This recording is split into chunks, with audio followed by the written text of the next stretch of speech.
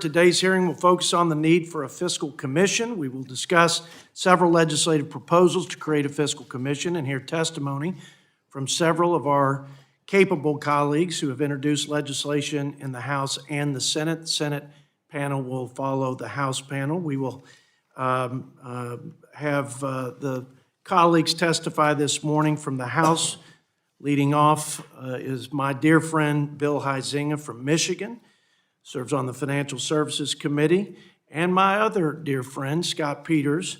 Both of them are they're co-chairs of a bipartisan caucus that focuses on how to reform this dysfunctional budgetary process so we have more responsible behavior by members of Congress, better motivation for a greater and more responsible outcome for the American people. So I appreciate y'all's leadership there. They have introduced together H.R. 5779, the Fiscal Commission Act of 2023. Representatives Steve Womack and Ed Case join us as well.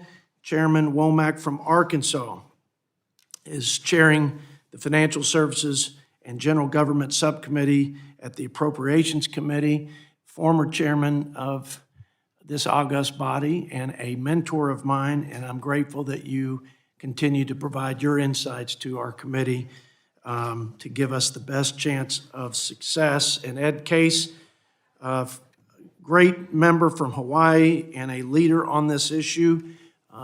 Mr. Case and Mr. Womack have introduced H.R. 710, the Sustainable Budget Act, and we appreciate their input and their leadership over the years on this particular issue. And then we have with us Representative Lloyd Smucker, our very own from the Keystone State, who serves not only on Ways and Means, but also this committee, and has had experience with commissions solving big problems. And he served as chair of a commission in Pennsylvania that was successful, believe it or not. And we want to learn about the best practices so that we can construct a commission that will ultimately work. As a friend of mine said in Washington, when all is said and done, more is said than done. And we don't have much more runway, Mr. Chairman, to talk about this issue and to not do anything about it for the sake of our beloved country, its future, and our children's future in America. Jim McGovern is another leader on a number of issues. He is our ranking member on the Rules Committee. I say our because we're all on one team. This is not a Republican or Democrat problem. This is America's problem. It's our problem, and we've got to figure out how to solve it. Second panel will include Senator Mitt Romney from Utah and Senator Joe Manchin from West Virginia. They've introduced Senate Bill 3262. I think it's the companion bill of Mr. Peters and Huizenga's called the Fiscal Stability Act of 2023. We look forward to hearing from them as well. At this time, I'd like to yield myself as much time as I may consume for an opening statement. And don't like to read opening statements. It's tattooed on my heart, this issue, like I know it is for you all as our witnesses and many in this room who are deeply concerned about the bleak, fragile, and rapidly deteriorating fiscal state of affairs in the greatest nation in human history. Let me start by again thanking the members who are testifying for their leadership on what I believe is the most significant challenge facing our nation in the 21st century, which is our runaway deficit spending and unsustainable national debt that threatens not only our economy, but our national security, our way of life, our leadership in the world, and everything good about America's influence, and our children's future. I think it's worth repeating some of the startling statistics that demonstrate just how fragile the situation is and just how bad off we are from a fiscal standpoint. 120% debt to GDP. This is the highest level of indebtedness in the history of our country, surpassing World War II, and we're not at war. We're in relative peace and prosperity, and it's only going to get worse. The CBO projection 30 years out has our indebtedness at twice the size of the largest economy in the world. Our annual deficits have reached almost $2 trillion this past year. CBO projects them to double. We will add $20 trillion if we just keep the policies as they are today. $20 trillion, 10 years. Now hear this. Half of that $20 trillion is interest expenses alone. Chairman, we don't get another soldier or sailor equipped for battle. We don't sustain the senior safety net. We get nothing for that. And the interest, according to CBO, will triple. It's almost $750 billion this past year. It's projected to be $1 trillion. We will eclipse what we spend on national defense on interest alone. If that's not enough to wake all of us up and give us the sense of urgency to act, I don't know what will. No responsible leader can look at the rapid deterioration of our balance sheet, the CBO projection of these unsustainable deficits, and the long-term unfunded liabilities of our nation and not feel compelled to intervene and change course. No responsible leader can do that. As I said from the outset, this is the 21st century challenge for America. I believe this is our generation's world war, and the cost of losing this war will be catastrophic and irreparable. And I have 3 children. I imagine many of you have children and grandchildren, and they're counting on us to step up and be leaders and work together to solve the problem. If we don't have this sense of urgency, we don't have a plan, if we don't exercise the political courage to execute the plan, we will be the first generation of leaders to fail to leave the country better than we found it. What a sad commentary. I refuse to accept that, and I know you do too. As I said before, this isn't a Republican or Democrat problem. This is our collective problem to solve, and it is a mathematic reality that will require real leadership on both sides of the aisle and in both chambers. Unfortunately, over the last several years, maybe even the last few decades, too many Americans have become desensitized to the trillions of dollars of accumulating debt, and too many lawmakers have been disengaged with the false sense of security that we can continue down this treacherous fiscal path without any real consequence. However, the past 2 years, I think, have provided a wake-up call. Record spending, $11 trillion, 6 of which has been added to the national debt, has resulted in a cost of living crisis for the American people. And because of inflation and because of soaring interest rates, the American people are waking up to the bad fiscal and monetary policies that are impacting their own pocketbooks. And that's not there's a silver lining there because they're engaged in this, which means we might have a fighting chance to actually address it together. As I've said before, this trajectory we're on is unsustainable, but it's not unfixable. And I believe that. But both parties have to acknowledge they've contributed to it.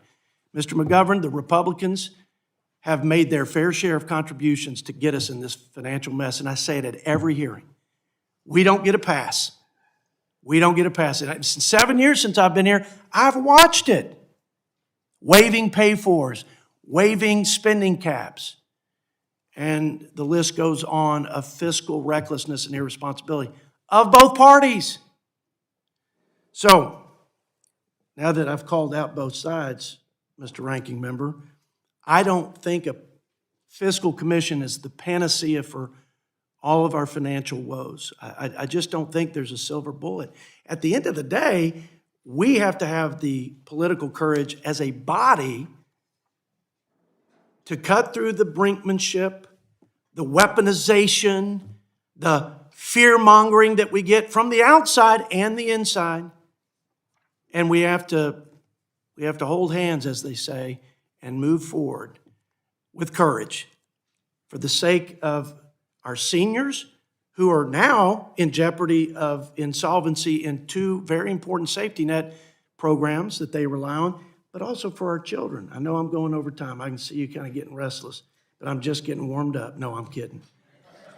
But guys, I've met with a lot of interest groups. Some of them with a very righteous cause, many of them with a mutual interest. I've yet to meet with the people who represent my children. I've yet to meet with the people who are concerned about a country that has been bankrupted because of our recklessness.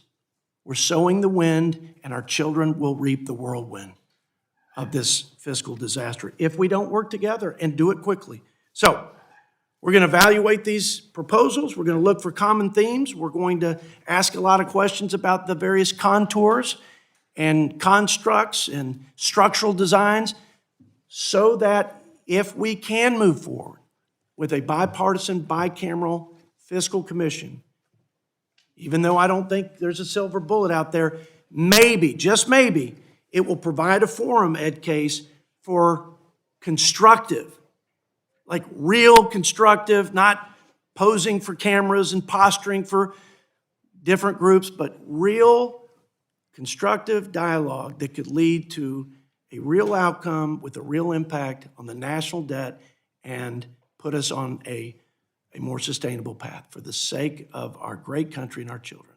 Amen? And the people said, amen.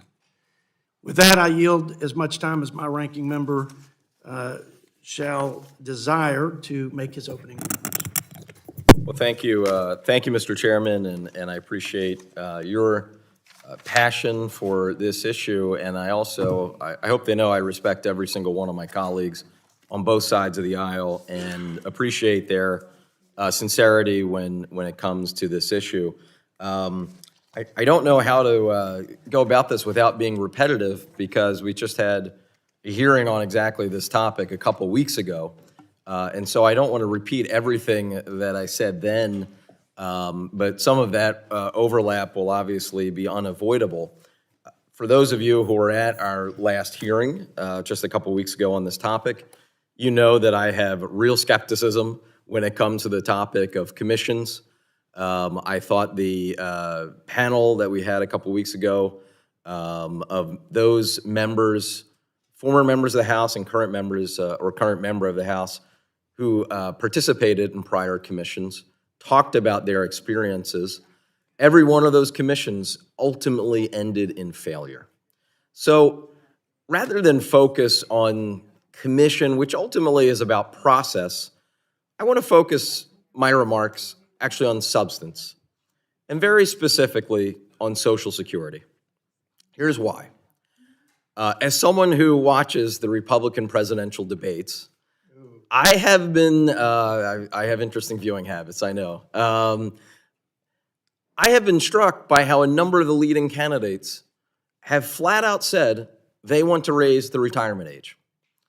One of the leading candidates who just got a major endorsement from a Republican establishment group yesterday, she has repeatedly said, we need to raise the retirement age from 65. She seems to be entirely unaware that the retirement age for Social Security hasn't been 65 for quite some time. Almost a decade ago, when my father, after 50 years of hard work at blue-collar jobs, from the age of 16 to the age of 67, went ahead and retired, his retirement age then was 66. In a few years, it'll be 67, because of changes that were made in a law that passed this body in 1983. So if someone wants to send an email to the governor of South Carolina and let her know this, it would be wonderful. I would also like people to know a few other facts about Social Security. Greatest anti-poverty program in American history. Just think, back in the throes of the Great Depression, 46% of seniors lived in poverty. Today, that number is a fraction of that. So those who were saying that in order to save the program, we have to extract exorbitant cuts, or we have to raise the retirement age, I don't know, to 70, beyond, that's a little like saying we need to burn the village in order to save it. It just isn't true. And as I pointed out the very last hearing, I have actually put down a plan on paper that would extend the life of the Social Security Trust Fund through the year 2100. I have a piece of legislation, Sheldon Whitehouse, the senator from Rhode Island, who is the chairman of our counterpart, the Senate Budget Committee. He and I have a bill that would do that for Social Security, simply by bringing in more revenues, those who make more than $400,000 a year. Now, some might object to more revenues coming in to the Social Security pot. I would say two things in response. First, and this comes up every single time I have a town hall, whether it was in person or a teletown hall, maybe some of you have had the same experience. For years and years, Social Security Trust Fund was running a surplus. The 60s and the 70s and the 80s and the 90s. And here's where I would agree with the chairman. Congresses, under the control of both parties, instead of using that surplus to set it aside for future retirees so it would be there, they decided to spend that surplus to meet what were the needs of the current day. That is a tragedy. I remember those great Saturday Night Live skits about Al Gore and making fun of his lockbox in the year 2000. But he was right. Had that surplus been saved in a lockbox or whatever you want to call it, there would be more revenue available now that those who were earning those wages to pay those Social Security taxes back in the 70s and 80s and 90s and aughts, now that they're retiring today. So it is only fair that more revenue is brought into the system when you consider back when there was more revenue than was going out to meet the needs of retirees then, that money was spent on things that were other than Social Security. So I think that it is entirely appropriate when it comes to extending the life of the Social Security Trust Fund. I would also point out, and this has come up repeatedly throughout the year that we've had here in this room of hearings, when you take the 2001 George W. Bush tax cuts that weren't paid for, the 2003 Bush tax cuts that weren't paid for, the reauthorization of most of that a decade later, and then the 2017 TCJA, I asked numerous witnesses, what is the cumulative amount of those tax cuts that weren't paid for? And the figure that was cited repeatedly at that table was $10 trillion. So when we look at that national debt of about $33 trillion, remember, about 10 of that is missing revenue from the last 22 years of tax cuts that weren't paid for. So I appreciate, again, the sincerity of those who believe that a commission would be a better process. But as I pointed out a couple weeks ago, and I'll repeat today, whether it's a commission or some other process, in the end of the day, it will come down to individuals voting from a couple menus of options. And the main menu will have either more revenues or cuts, or some combination of thereof. And you can have the greatest, biggest blue ribbon possible and put that on a commission. That won't be a substitute for the fact that ultimately, individuals will have to put up a vote either saying, yes, this is how we're going to raise more revenue, or yes, this is how we're going to enact cuts. I'm very clear the side that I come on. It would be very easy and intellectually dishonest if I sat here and said, oh, we don't need more revenues and the things are going to be perfectly fine. No, I acknowledge, as I've said, the Social Security Trust Fund is projected to fall short of meeting 75% of benefits somewhere between the year 2033 and 2034. The trustees of Social Security say it's 2034. CBO says it's 2033. We can safely say in roughly a decade, we will meet a critical point. It's pretty clear on what side I come down. More revenues into the Social Security Trust Fund, and we will be able to say, for the lifetime of my daughter, who in the year 2100, God willing, if she's still alive, would be 86 years old, I'll be able to look her in the eye and say, Social Security will be there for the rest of your lifetime and beyond that, simply by bringing in more revenues from those who are in the top 1% of earners. I think that is fair. I think that is appropriate.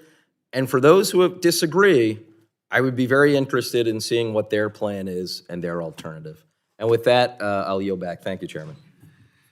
I thank my ranking member. Just for the audience and for context, the Democrats had total control of Congress the last couple of years, and none of those that vision or those proposals have come to fruition. And Republicans had total control of Congress when I got here. Both sides have contributed. Neither of them have passed a Social Security proposal, a solvency proposal, and both parties have contributed to our growing deficits and debt. I think that's just a fact I think everybody needs to keep in mind when I say no party gets a pass. But I appreciate the sincere views and your vision for addressing the solvency of Social Security.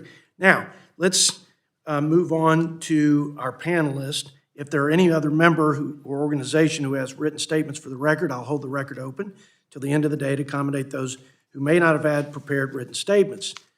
Once again, I'd like to welcome our panel of witnesses. On behalf of our committee, thank you for your time and your insights. Committee's received your written statements. Be made part of the formal hearing record. You will each have 3 minutes to deliver your oral remarks. I now yield 3 minutes to Representative Bill Huizenga. Thank you, Mr. Chairman and Ranking Member. I'm going to go quickly on this with this 3 minutes.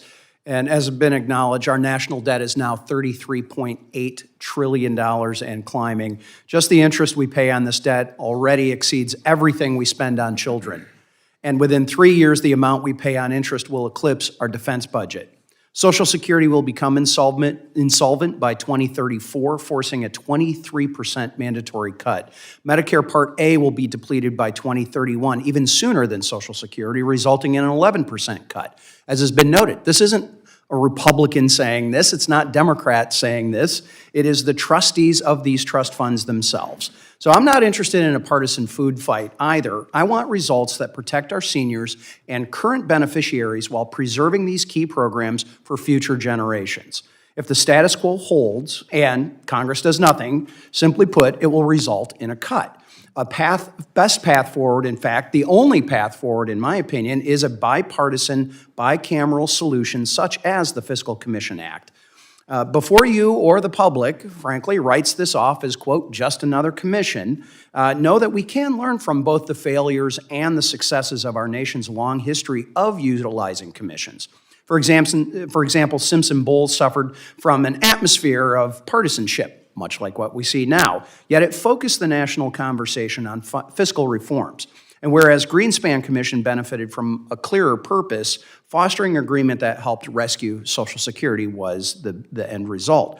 Acknowledging these lessons, I introduced the Fiscal Commission Act in September along with my BFF, my co-chair of the Bipartisan Fiscal Forum, Scott Peters, which has gained 20 evenly divided partisan co-sponsors. Our commission proposal features equal representation from both chambers and both parties, is transparent and focused on clear goals, retaining Congress's constitutional duties, and has real teeth. Specifically, our bill forces Congress to vote on a package of proposals offered by this bipartisan bicameral fiscal commission. It begins with the four corners of the congressional leadership, each appointing 4 members to the commission, 16 appointees total. 3 of each leader's selections must be colleagues from our respective chambers, in addition to 1 individual from the private sector. This commission must craft a package of recommendations to both improve the fiscal situation in the medium term, as well as to achieve a sustainable debt-to-GDP ratio in the long term. For any recommendations related to federal programs for which a federal trust fund exists, the commission must improve their solvency for a period of 75 years. No stone can be, or hopefully will be, left unturned, Mr. Chairman. In the first week after the 2024 election, then, the commission must vote to report its proposal to Congress. After that, before the lame duck session ends, both the House and the Senate must put the proposal to an up or down vote without amendment and without delay. So let's be clear. I don't expect that this will be an easy vote for any of us, and frankly, Congress has proven it's not able to simply pass a bill, like many have noted. Yet, I believe a fiscal commission may not be the magic potion, as the chairman had said, and it may fail. It may. But we cannot stop trying. And I do believe this is the most practical and immediate way Congress can break the status quo here in Washington. With that, I yield back. thank the gentleman from Michigan. And now yield to the gentleman from California, Mr. Scott Peters, for 3 minutes. Thank you, Mr. Chairman, and thank you, Mr. Ranking Member, for holding this hearing. Despite a healthy economy, our country's deficit is growing. We are borrowing nearly $2 trillion a year just to pay our expenses. And as a result, this year we're spending more than $663 billion on interest alone. That's more than we spend on Medicaid, that's more than we spend on our children, soon to be more than we spend on defense. Democrats should be very worried about what the ballooning debt and interest payments will mean for current and future investments in our kids. These interest payments crowd out the investments we want to make, like an expanded child tax credit, crowd out investments like making college affordable and expanding apprenticeships, crowd out our ability to ensure the clean energy transition leaves no one behind. I've heard many of my colleagues on both sides of the aisle contend, sometimes emphatically, sometimes indignantly, that we should get our debt under control through regular order with the tools we already have. And of course, they're right, we should do that. But I've been here now almost 11 years. It's clear to me and everyone in this room that we're not going to do that. That this process we have today it doesn't allow us to get to 218 and 60 to spend more, to spend less, and to keep tax policy right. We're going to need something outside of that. Indignity will not solve our problem. And it's a problem of historic proportions. It did not appear overnight. Our failure to manage the national debt is not the sole responsibility of one party or one administration, as the point's been made.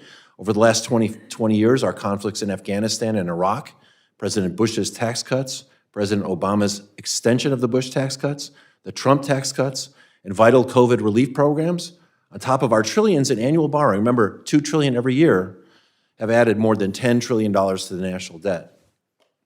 When the Trump tax cuts expire in a couple of years, we will have a lot of pressure to extend those tax cuts. A commission with outside experts can help ensure we are driven by the truth about what really happens to the deficits when we do that. Finally, a lot of folks have said that Republicans want to cut Medicare and Social Security. I believe that some of them do. Under current law, Republicans are in the driver's seat. Current law says in 10 years when the trust fund is insolvent, there will be automatic cuts to close the gap. An overnight 23% benefit cut for the average recipient on the order of $17,000 a year. And I worry that if come 2033, a year before we go insolvent, Republicans say, okay, let's compromise, let's call it a 15 or 20% cut, and they'll have all the leverage in the room. The best thing we could do to protect Medicare or Social Security is to act now.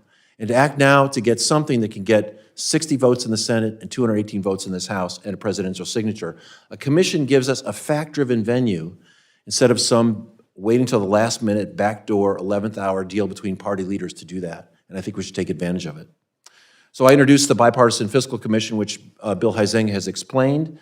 I welcome your thoughts, input, and recommendations to ensure we can make this process better. A commission is a good start. I think it's the best chance we have to deal with these problems. And I look forward to working with all of you to get a resolution, not just on this process, but on the policy. Thank you. I yield back. I thank my friend from California, and now yield 3 minutes to the chairman for 3 minutes for opening remarks. I'm not going to read my prepared remarks, seek unanimous consent that they be entered into the record as submitted to the committee. Just have a couple of observations, and then I think it's important that we get to the questions and answers. First of all, Without objection, so ordered. thank you. First of all, let me just say this with all due respect to my colleagues. The only people that can fix this is the United States Congress. And to think that the United States Congress is going to be willing to do this is laughable. That's why I support a fiscal commission. We need an outside group of experts to help us understand what the absolute truth is. Now, I have advocated for a long time, a fiscal State of the Union, a joint session of Congress specifically designed to target, I believe, the most important and incredible threat to the republic as we know it, and that is the fiscal condition of this country. I personally think it would be much more beneficial to have a fiscal State of the Union than that theater that we have once a year, sometime early in the year, called the State of the Union. But I've got a couple of observations that I want to make. This Congress has spent the better part of this year, going into last year, debating the spending on the discretionary side of the budget. It's about a third of government spending, probably a little less. But we have tried to convince through our actions that the way we're going to fix the fiscal condition of this country is by having these big food fights on discretionary spending. And that's only going to touch the edges. The real issues out there are in the entitlement programs, and we have to do something. Now, I will say this, that if we wanted, either Republicans or Democrats, wanted to cut those programs, we would do exactly what we are doing today, nothing, because those programs are going to be cut on their own in due time. So I support a fiscal commission. Now, Ed Case and I have jointly worked since 2019 on this sustainable budget formula, and we'll talk about that today, and that is a way forward. Now, it uses a debt to GDP target. It doesn't go after specific changes to get where we need, but we do need a fiscal commission to help us outline what are the options. Brendan Boyle talks about revenues. If revenues need to be part of that discussion, the Fiscal Commission needs to tell us revenues are part of it. If raising the age needs to be part of that discussion, then the Fiscal Commission will tell us that raising the age. I would submit to you, and then I'll yield back my time, that given the condition that we're in today,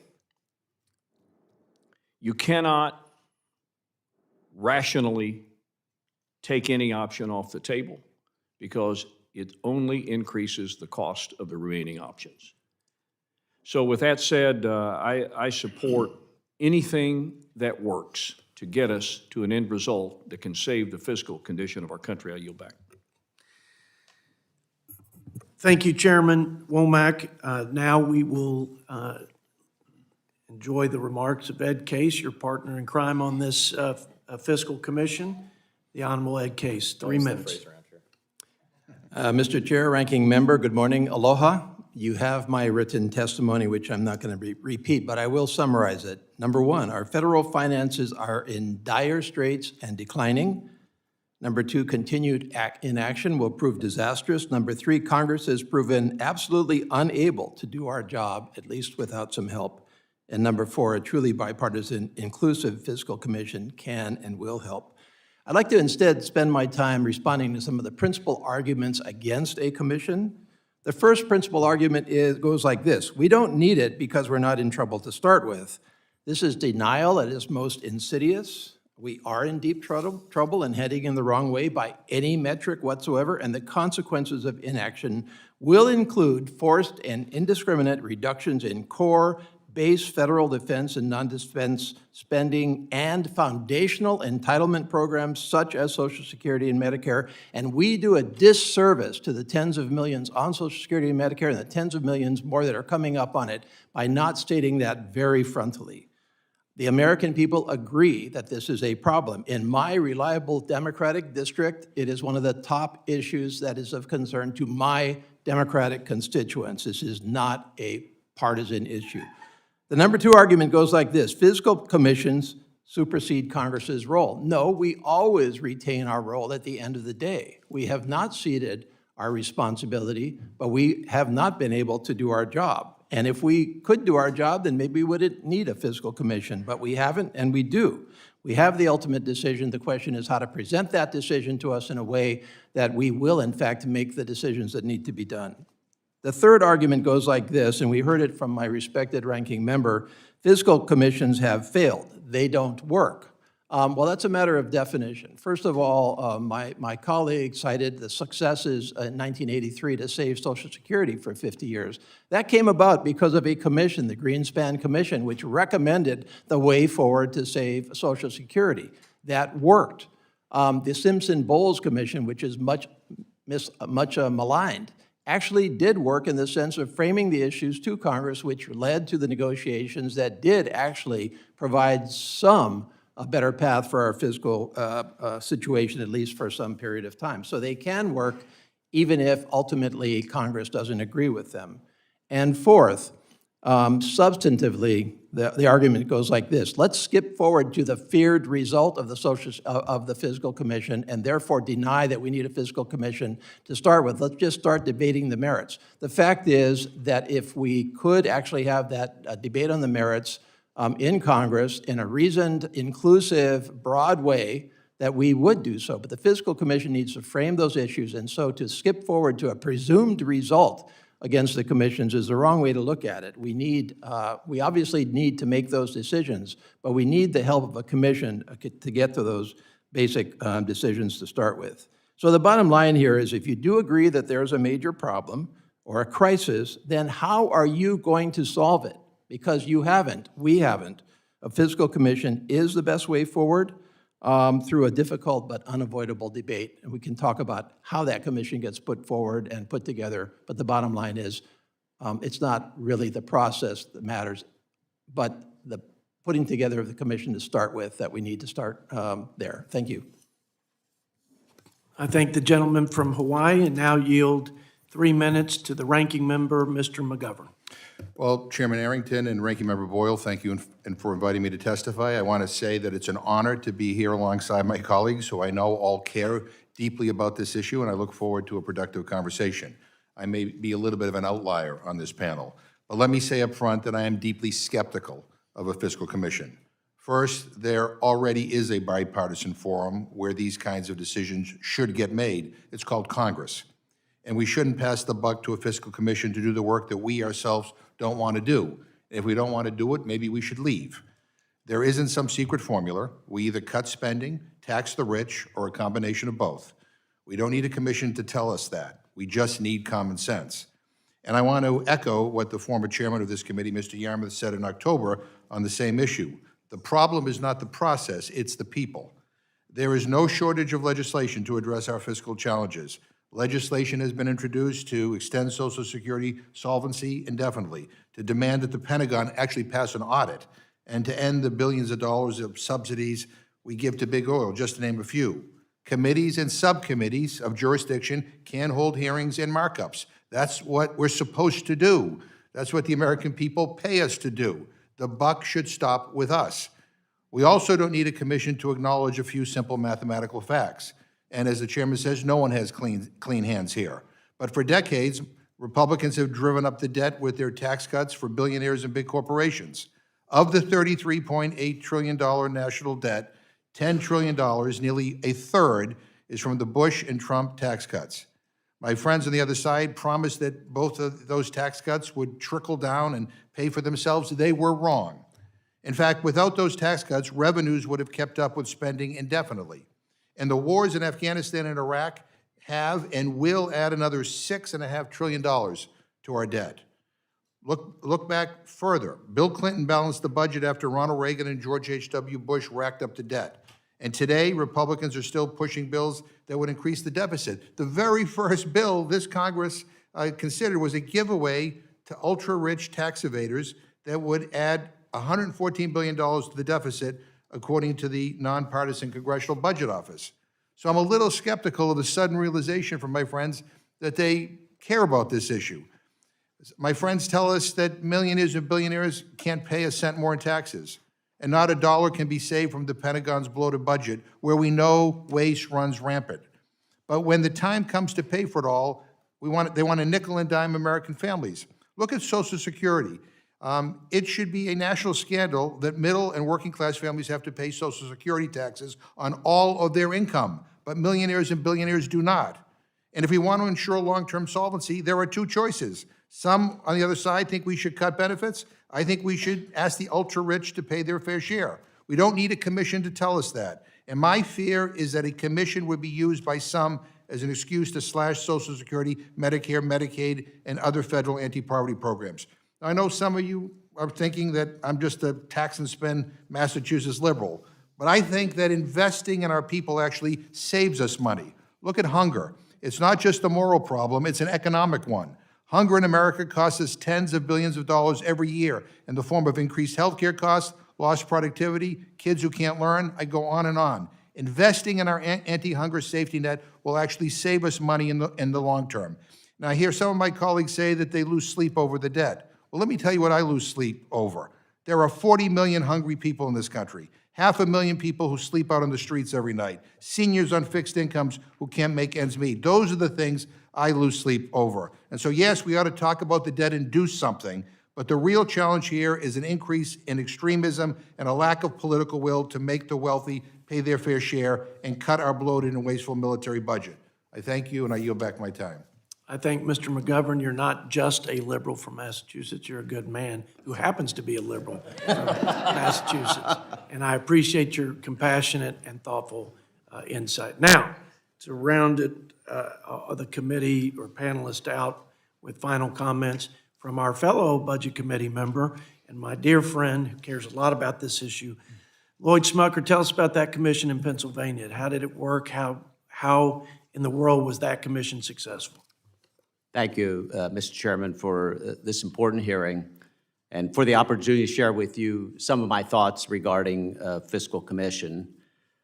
I believe our debt and our fiscal trajectory pose an existential threat to America's future, and I think establishing a commission is our best chance of addressing it. And I say that based on my experience with a highly successful commission in Pennsylvania, which I would say was perhaps the most successful legislative effort that I've ever been part of. Now, I will acknowledge to those who've mentioned they're skeptical of commissions that many commissions do fail. They're right on that. But this is one that was very successful, and everyone associated with it believed that. So it was the Basic Education Funding Commission, established in 2014, and in this case, it was to address a decades-old problem that existed in Pennsylvania of how state dollars were divided among the 500 school districts there. It was bipartisan, bicameral, and it also included representatives of the governor's administration. The commission held hearings around the state for over a year, receiving testimony and input from all stakeholder groups, from experts, and even any member of the public who wanted to participate. It worked across 2 legislative sessions, and interestingly, also across 2 governors' administrations, first a Republican governor and then a Democrat. Recommendations were released unanimously by the commission members in June of 2015, and they were enacted into law in 2016. So in a relatively short period of time, this commission solved a really very difficult and what had previously been seen as sort of an unsolvable problem. Some factors that were critical to its success. There was broad bipartisan agreement in the legislature on the nature and scope of the problem. For a fiscal commission to work, both parties must believe that it's necessary. And that goes for leadership as well. If either party or the president opposes a fiscal commission, it just simply will not work. The right people were placed on the commission. They were members who had skin in the game, including the chairs and minority chairs of relevant committee. And by the way, just to correct the record slightly, I was not the chair of this commission. There were 2 capable co-chairs. I was a member as the chair of the Education Committee in the state Senate at that point. But I suggest that our fiscal commission here should include the chairs and ranking members of relevant committees, like the Budget Committee, the House Ways and Means Committee, Senate Finance Committee, and the Senate Budget Committee as well as speaker appointees, and I think members of the administration are critical as well. Third point of why the commission was successful. Everything was on the table, and all options were considered, and all opinions were welcomed. Fiscal Commission must be willing to consider all options. Democrats and Republicans alike are responsible for where we are. The debt has increased under the watch of both. So we all share responsibility and must consider options that we may not like. Final point, public engagement, public education was absolutely critical to the commission's success. And I would say it was perhaps the most important key to success of the commission and would be of the fiscal commission. We must, the job of the commission would be to convince the American public that debt will impact them directly and that change is necessary. This is done through a very transparent public process and at the same time amplifying the work of a debt commission with a corresponding public relations campaign, which is what occurred in Pennsylvania. We know it's tough work. There's no guarantee of success, but based on what happened in Pennsylvania and some other commissions, we know it can be done. We can change the trajectory. We can ensure the promise of America for future generations. And in my view, we have no other choice. Thank you, Mr. Chair. I thank my friend Representative Smucker. Now we're going to move to the Q&A portion before we have the Senate panelists join us. I will yield 3 minutes to myself to begin the Q&A portion. Look, I wish that I saw more political courage demonstrated on a lot of issues. Our country faces a number of challenges. I just happen to think this is one that will undo the republic and will jeopardize every aspect of what we may disagree about in terms of the constitutional core mission of the federal government, but we can be sure that a sovereign debt crisis will undermine all of it. And I think about the defense side. You're a defense appropriator, Mr. Case. We talk about crowding out investment in the private sector, which affects the economy, exacerbates the current situation with inflation and interest rates. But we're also crowding out important investment of taxpayer dollars in the number one job and responsibility of a government, which is to provide for the common defense or the safety and security of the American people. Tell me if you see that happening right now in terms of the impotence and the impetus, not impotence, the impetus and urgency to act and act quickly. Well, I think there's no doubt if you take a look at the trends that interest is crowding out all of our discretionary programs. Interest is certainly crowding out defense. My colleague on that subcommittee and I both see that every single day, and it's certainly happening on the non-defense side. So when we have these when we have these budget fights over how much to put into defense and non-defense, we're clearly dealing with a reduced total pie that is going to non-interest payments on our national debt. That's unavoidable by any stretch of the imagination. But I would go back to my colleague, Mr. Womack's comment, and that's just part of the problem. We have to deal with Social Security and Medicare in this context, not only because we have to save those programs from insolvency and from forced automatic reductions, but because of Mr. Boyle's comments are correct, because we are funding Social Security and Medicare shortfalls out of that portion that would otherwise be allocated to discretionary funding. So we're having a double whammy. So we have to take this across the entire I spectrum. think that's well said. And I don't know of a time where Social Security's solvency and sustainability has been addressed ever unilaterally by one party. I don't know if it's ever happened. I don't believe it has, ever. So we can talk about all these grand proposals we have on both sides, but it's just still talk and it's cheap. And cheap talk is not going to give peace of mind to the seniors, to my parents, who are both on Social Security. So Scott Peters, Bill Huizenga, the whole panel, just one thing across the board. If we could do one thing differently than we did with Simpson Bowles and other commissions, Greenspan and others, that would help position us for the best probability of success.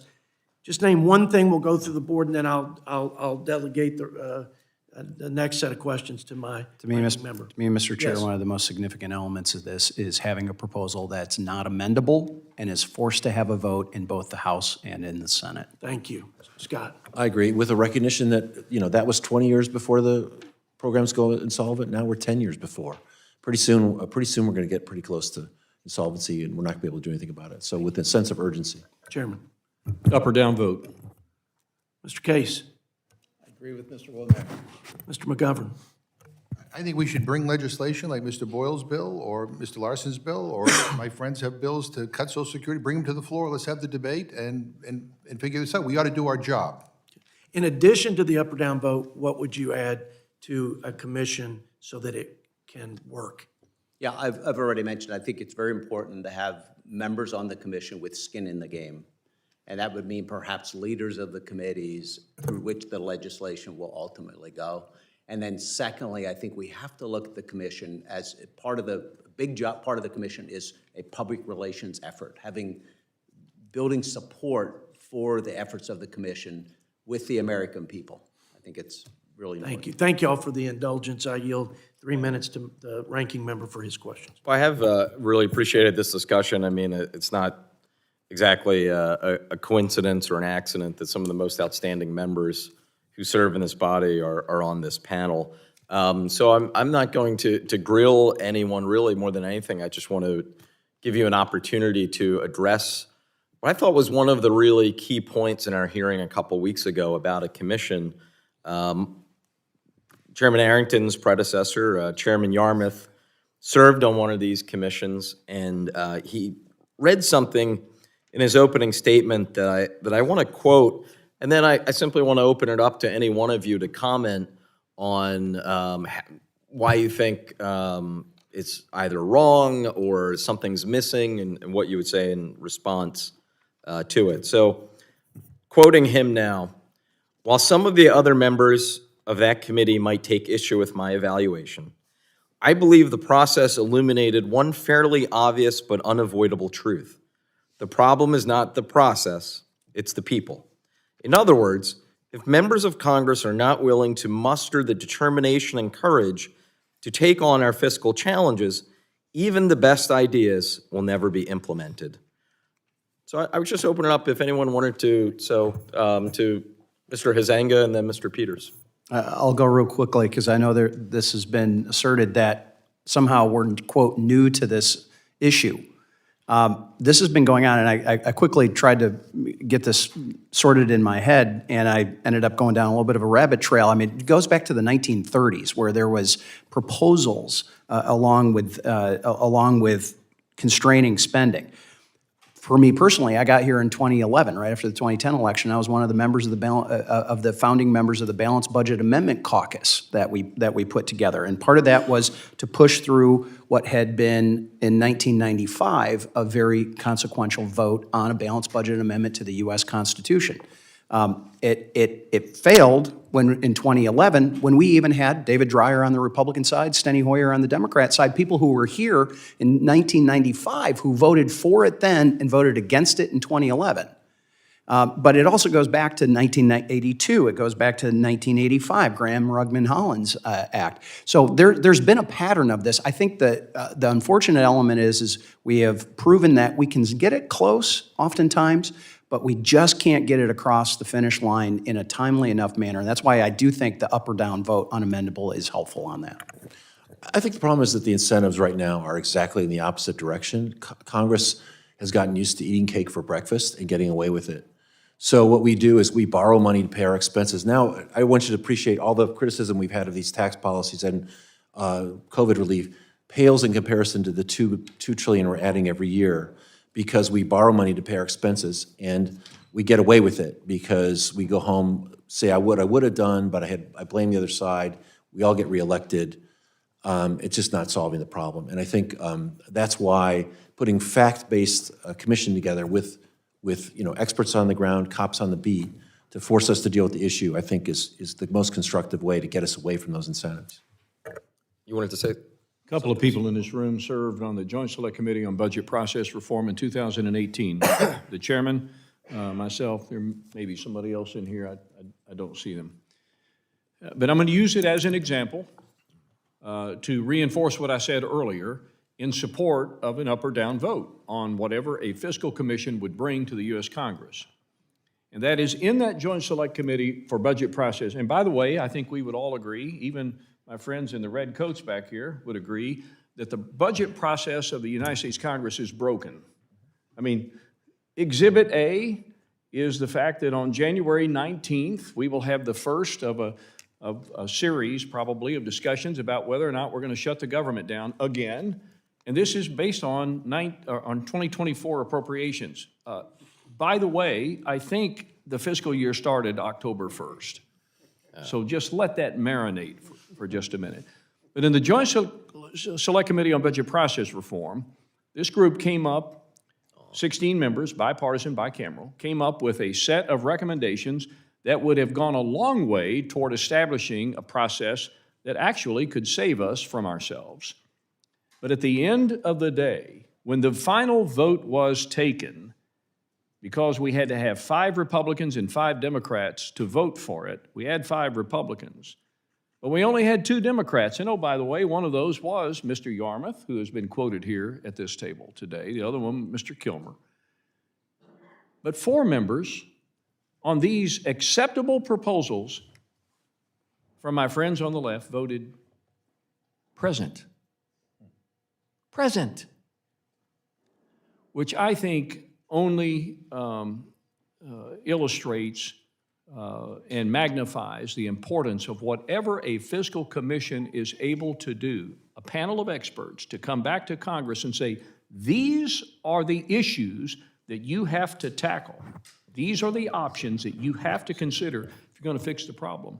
Then I think an up or down vote is going to be required, or else it will go the way of a lot of commissions and be put on a shelf somewhere. Thank you. And I know we're a good bit over time for the questions, but I didn't want to cut off any of the answers. I'll just say this before handing it back to the chair. One thing I think we can all agree on a bipartisan basis is with the Social Security Trust Fund expiring or becoming insolvent in about a decade, Medicare trust funds even sooner, we cannot solve these problems and wait until the very last minute, a year beforehand. That would just exacerbate the problem and make all of our options less desirable. So I fully agree with the impetus that we address these challenges now. And with that, I'll yield back. It was a Freudian slip for me to say impotence in Congress and the budget process, I will say. Look, I know it may seem a little undisciplined to let the clock go beyond our 3 minutes, but I find that, that this is a serious issue and that we can have a very candid, with our audience of fellow American citizens here, and constructive dialogue to get to a real outcome. So I'm trying to keep that flow going and manage moving it along. But I'm going to ask these a couple more comments, and then I'm going to ask my colleague from Wisconsin to kick off his line of questions for 3 minutes. Mr. Case, quickly. First of all, I want to commend to the committee this excellent report from the Manhattan Institute from 2019, Why Do Budget Negotiations Succeed and Fail? And what this report concludes is that the marks of success are threefold. Number one, some kind of forcing mechanism for the decision makers to have to make a decision. I think that's really key. Number two, public support, which Mr. Smucker spoke to. I think it's really critical. I think the public does support this on a bipartisan basis. And number three, healthy negotiations, which does very much get to the people. I think that in Congress, and to your question, Mr. Boyle, it's the people, not the process. You know, if we all had confidence in a polarized Congress to actually have people come together to negotiate and decide this on a bipartisan basis that had everything on the table as opposed to shouting down alternatives up front to kill them off before we even start with them, then we probably would feel better about not going with the commission. But the fact is that we're dealing with the world we have, and I don't think that the Congress is going to get better at this in the next couple of years, and the budget is declining rapidly. So yes, it is the people. Well said, Mr. Smucker. Mr. McGovern, did you have a comment? Go ahead.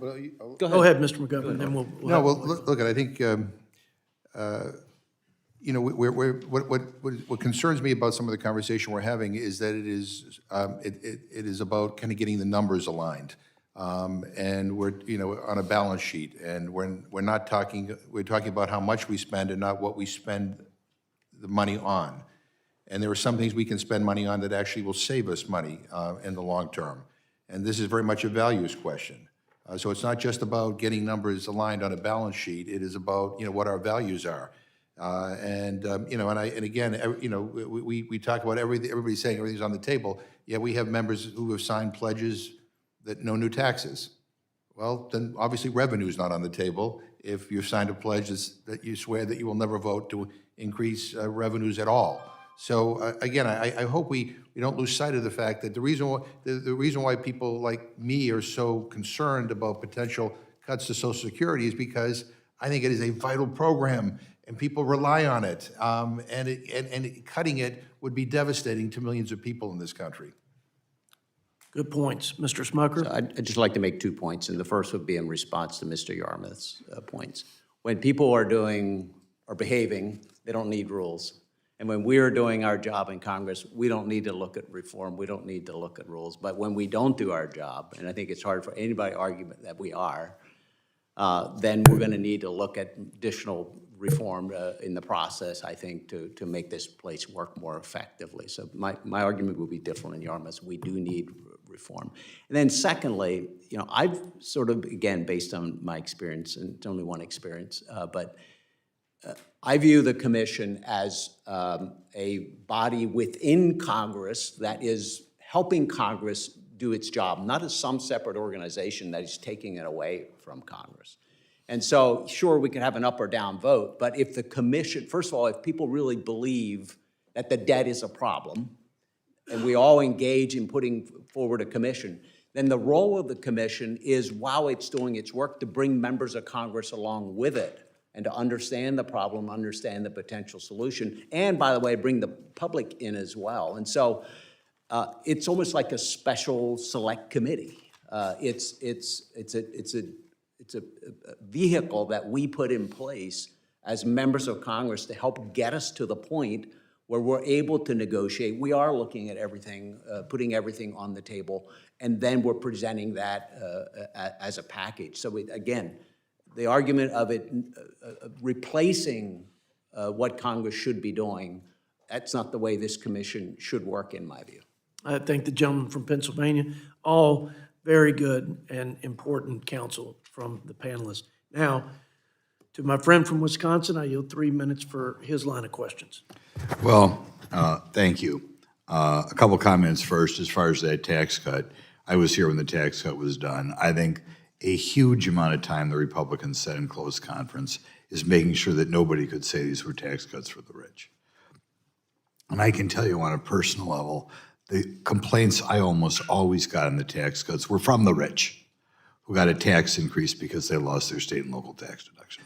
So to me, we did disproportionately deal with that. I also want to point out, as far as the necessity of tax increases, we just got done with a biennium in which the Democrats had both houses and could have used reconciliation to do what they've been promising to do for many years, and that is raise the cap on what you tax for tax revenue on Social Security, and they didn't do it. And that would have been, I guess you would say, solely a tax cut on the rich. Now, I'm a little bit concerned, even though I'm a co-sponsor of the amendment of the commission, people talking about putting Social Security on the table. I agree that Social Security is kind of a contract we've written with a good segment of America, and there are all sorts of parts of this budget that should be unconstitutional under the 10th Amendment and really should be left to the states, and if the programs are that good, the states would pick them up. I'm thinking particularly things like education, corporate welfare under the Department of Commerce, the entire welfare safety net, which is so utterly broken, should be left to the states. Can you comment, one of you, and I share with Mr. McGovern that sometimes we haven't really looked at the defense budget like we should have.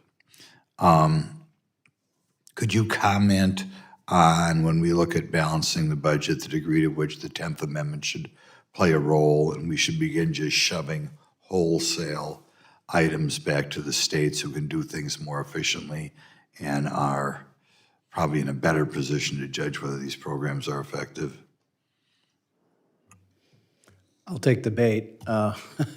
I would say. I was going to say, Yeah. it really bugs me that we have all these unconstitutional programs, and I hear congressmen say we got to bite the bullet and cut Social Security. Yeah, and I know, Mr. Rothman, you are a stalwart in bringing that particular issue up in closed conferences and in other places, and I commend you on that. And in an ideal world for me as a constitutionalist, I would love to have those things back at the state level, having served in the state legislature, and I know you did too.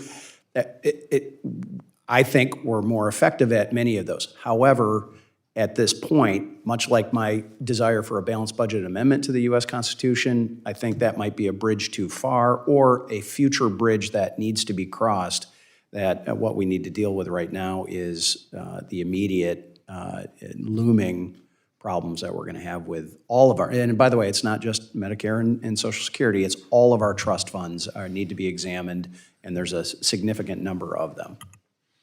Anybody else come? I think we got over 140 Republicans to vote to get rid of the Department of Education. I was shocked and pleased.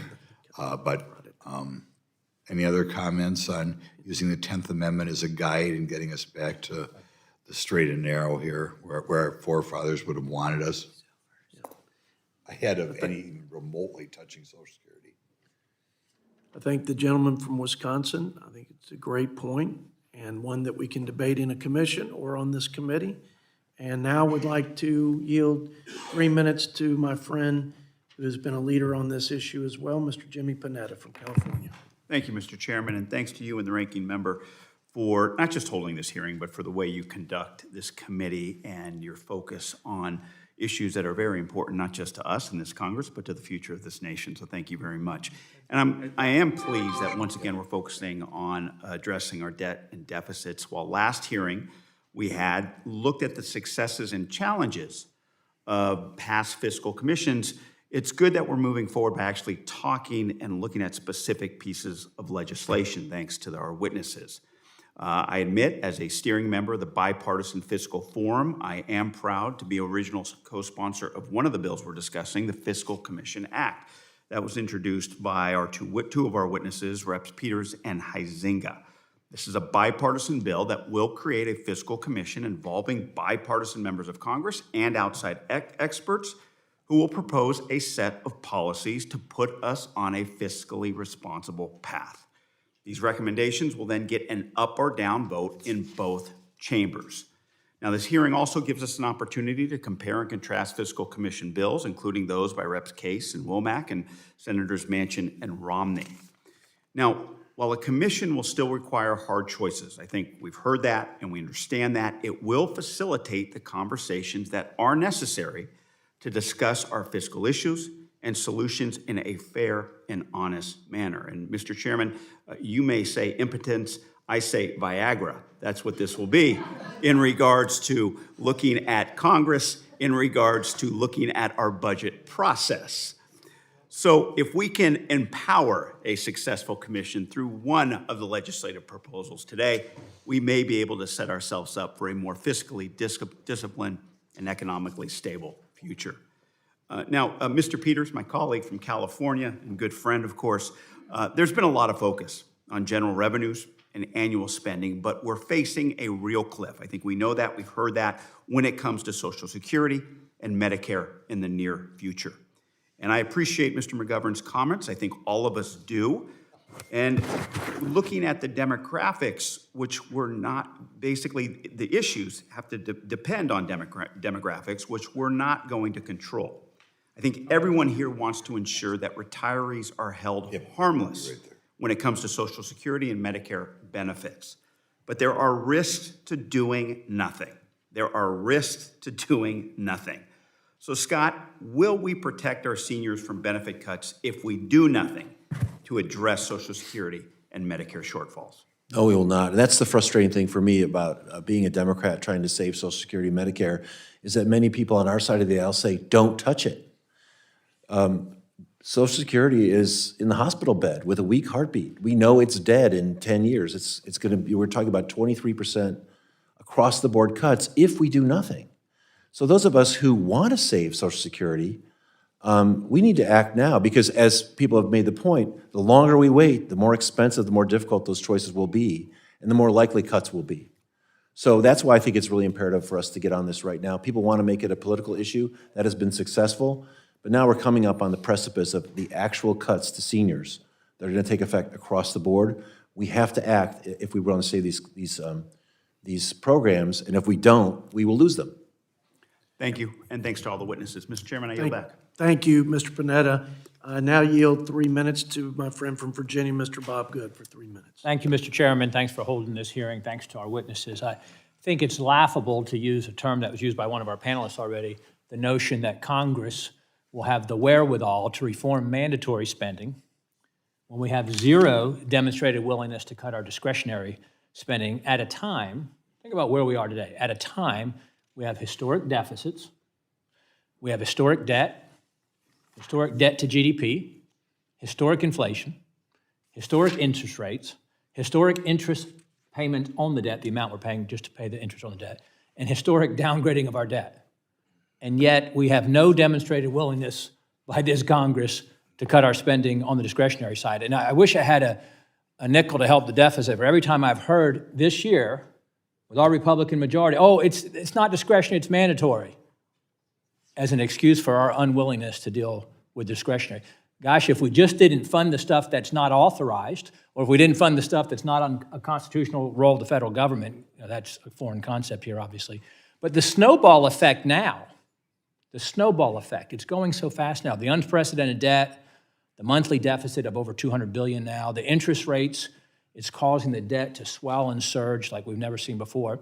We're on track as a Republican majority to have, a year from now, a $36 trillion in debt by next year's election.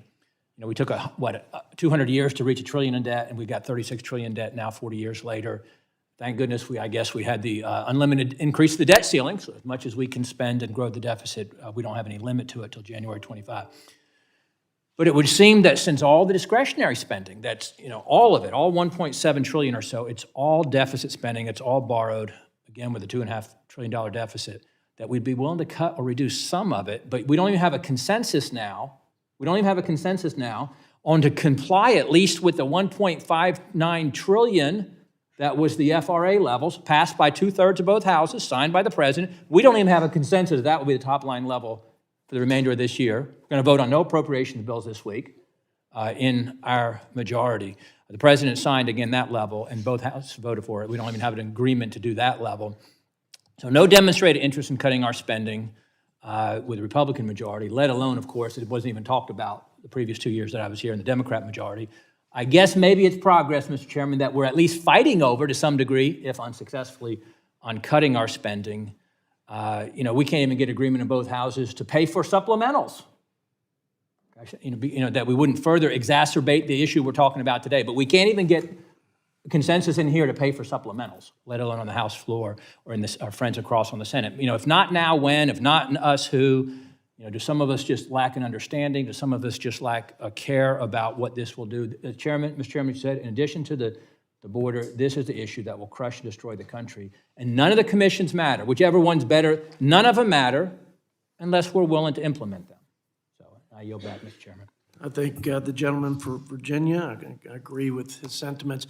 The speaker, I will say, our new speaker, I'm encouraged by his willingness to set a precedent that we will, in fact, pay for emergency supplementals. And I thought that was a really good sign, and I hope we can build on that. Was historic, and I would like to now yield to my friend, also from the mother of all states, Mr. Scott from Virginia, for 3 minutes. Thank you, Mr. Chairman. Mr. Chairman, I get a little tired of this both sides thing. I just want to remind everybody that for the last 60 years, every Democratic presidential administration, has left their Republican successors a better deficit than they inherited, without exception. And every Republican during that time, every Republican administration has left for their Democratic successors a worse deficit situation, without exception. So it's not both sides. We've heard the mention of a continuation of some of the Bush tax cuts under Obama. I voted against that because I thought it was a bad idea.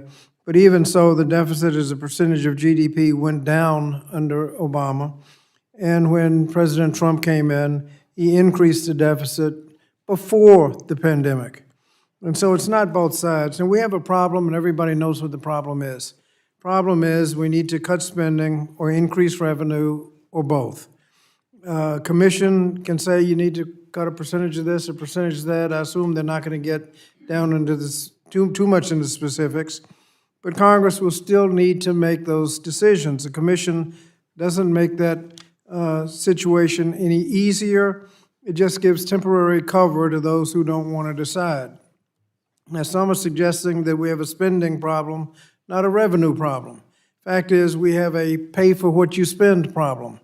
And if you compare Obamacare to Medicare Part D, when we passed Obamacare, we paid for it. We raised enough taxes to pay for that spending.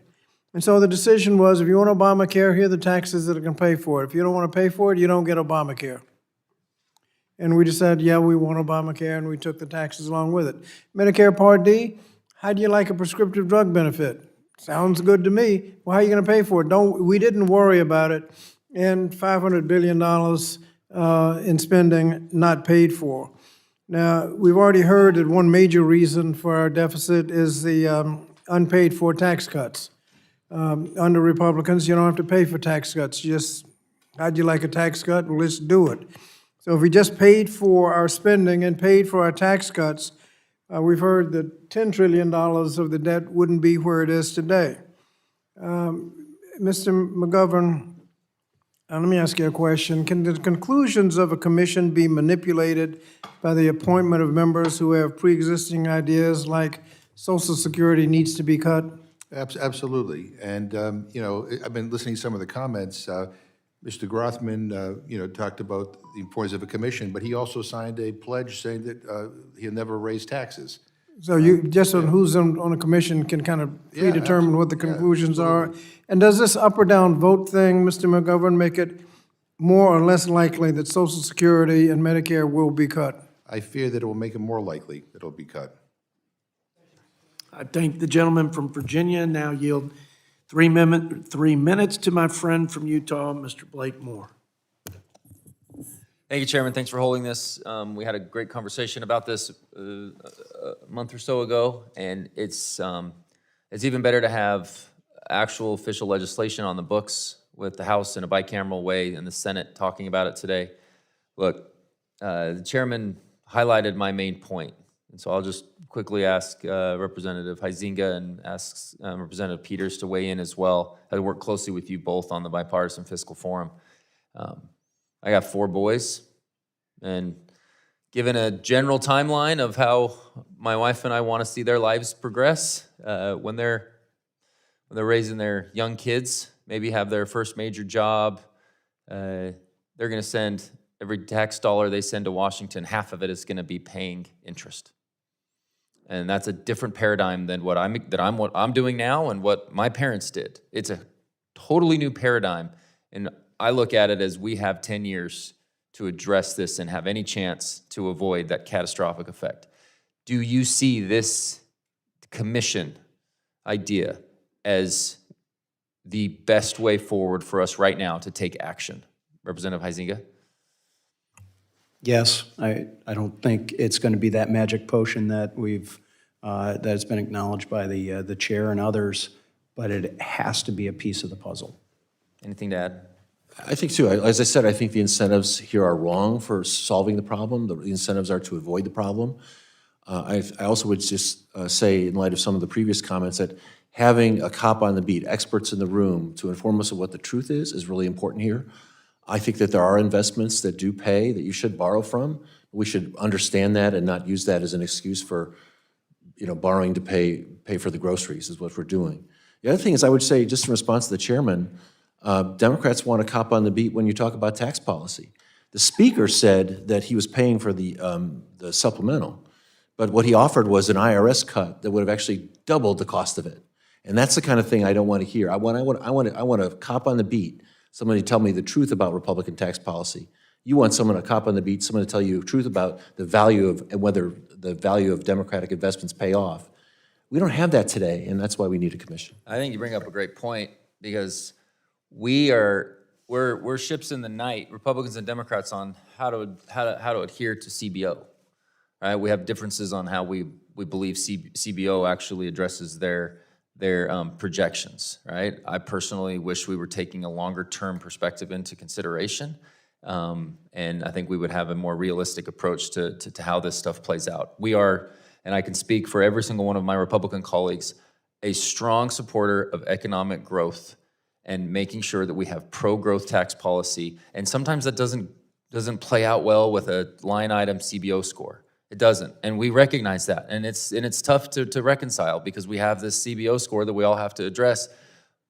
But we have to have strong economic growth. I don't see the Fiscal Commission as anything that would deter from that if we can continue to, make sure that we have pro-growth tax policies. Representative Huizenga, anything else to add before I yield my time back? I would just say historically, deficit spending happened when there was either economic or literal war happening. We've been deficit spending in the, quote, good times. When we haven't had those, that's compounded the problem. Thank you. Yield back. I thank the gentleman, just because I was mentioned in a comment I made about the pay for, I would just say to my friend from California that it's just a pay for. It's leaders make decisions. They don't pass the buck. And the decision by the speaker was to pay for it by offsetting the $80 billion expansion of the IRS. And I think we all agree that we should enforce tax policy. How we do it in the most cost-effective way is another discussion and debate. I think the speaker would welcome a response from the Senate. I bet we don't get one in terms of what alternative options for pay-fors are.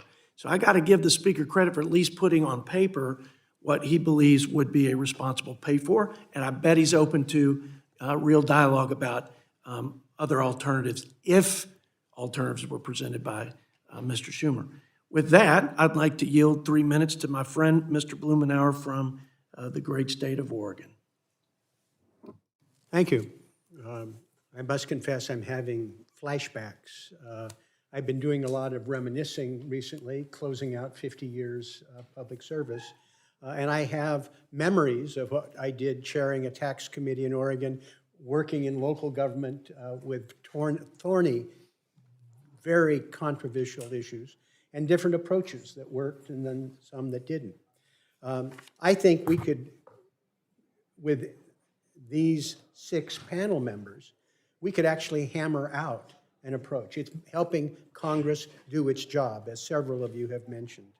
I am deeply concerned that we as a Congress are not taking advantage of opportunities that should be controversial. I have raised savings in terms of farm subsidy that I did earlier with Speaker Ryan that could make a huge difference. There are areas in the Defense Department. We've talked about the battleship that the Navy doesn't want that's kept alive just simply for the jobs in Florida. This is not rocket science. Now, I came in, I must say, skeptical about another commission. Maybe it's the triumph of hope over experience, as Benjamin Franklin said about second marriages. But I do think that there is a role for what is being talked about here. There is an opportunity for us to be able to fashion a consensus with a different approach. One thing we haven't talked about, and that is engaging the public in this mechanism. And some of you have been involved with efforts that engage broad public involvement in terms of where they would put federal budget priorities, quite different than what Congress does and the controversies.